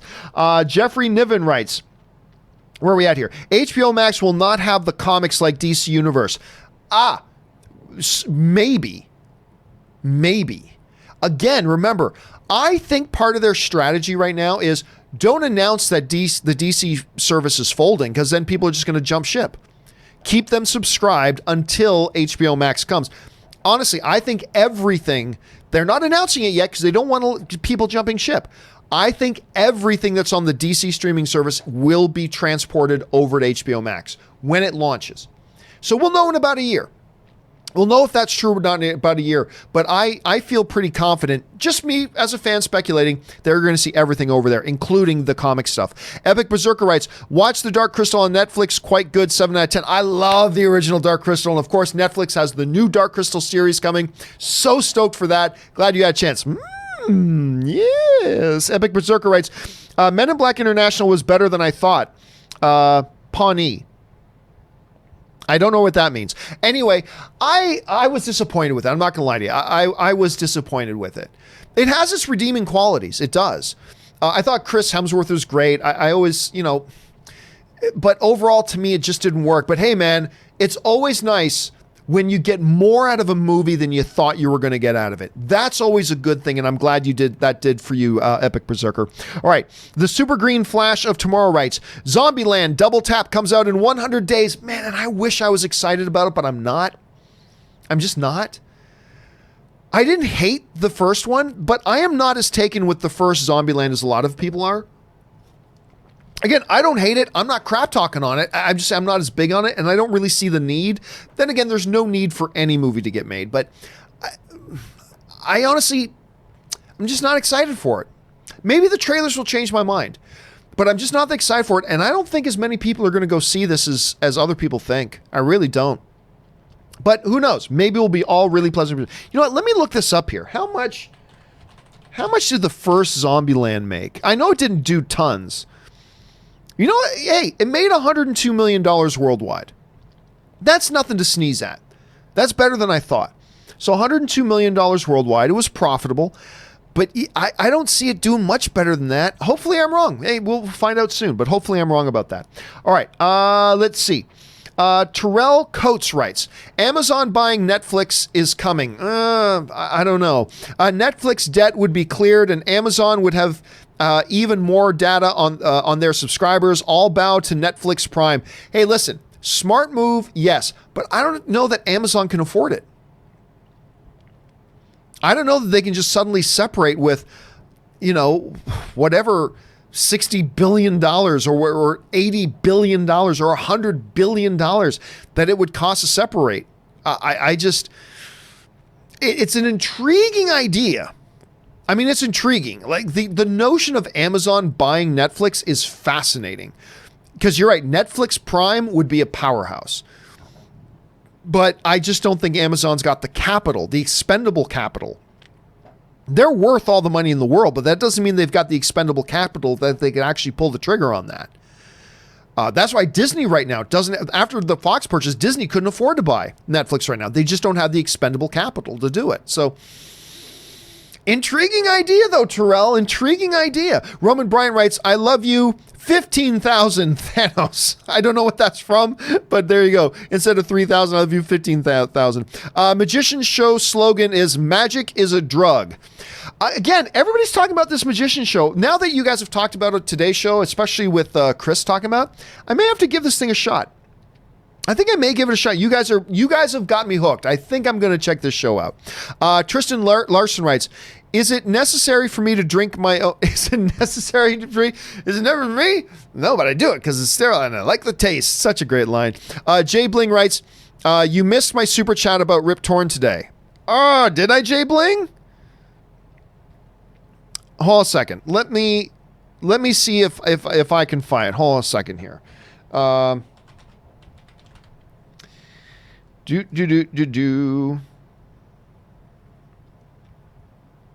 Oh, I thought I did read that one.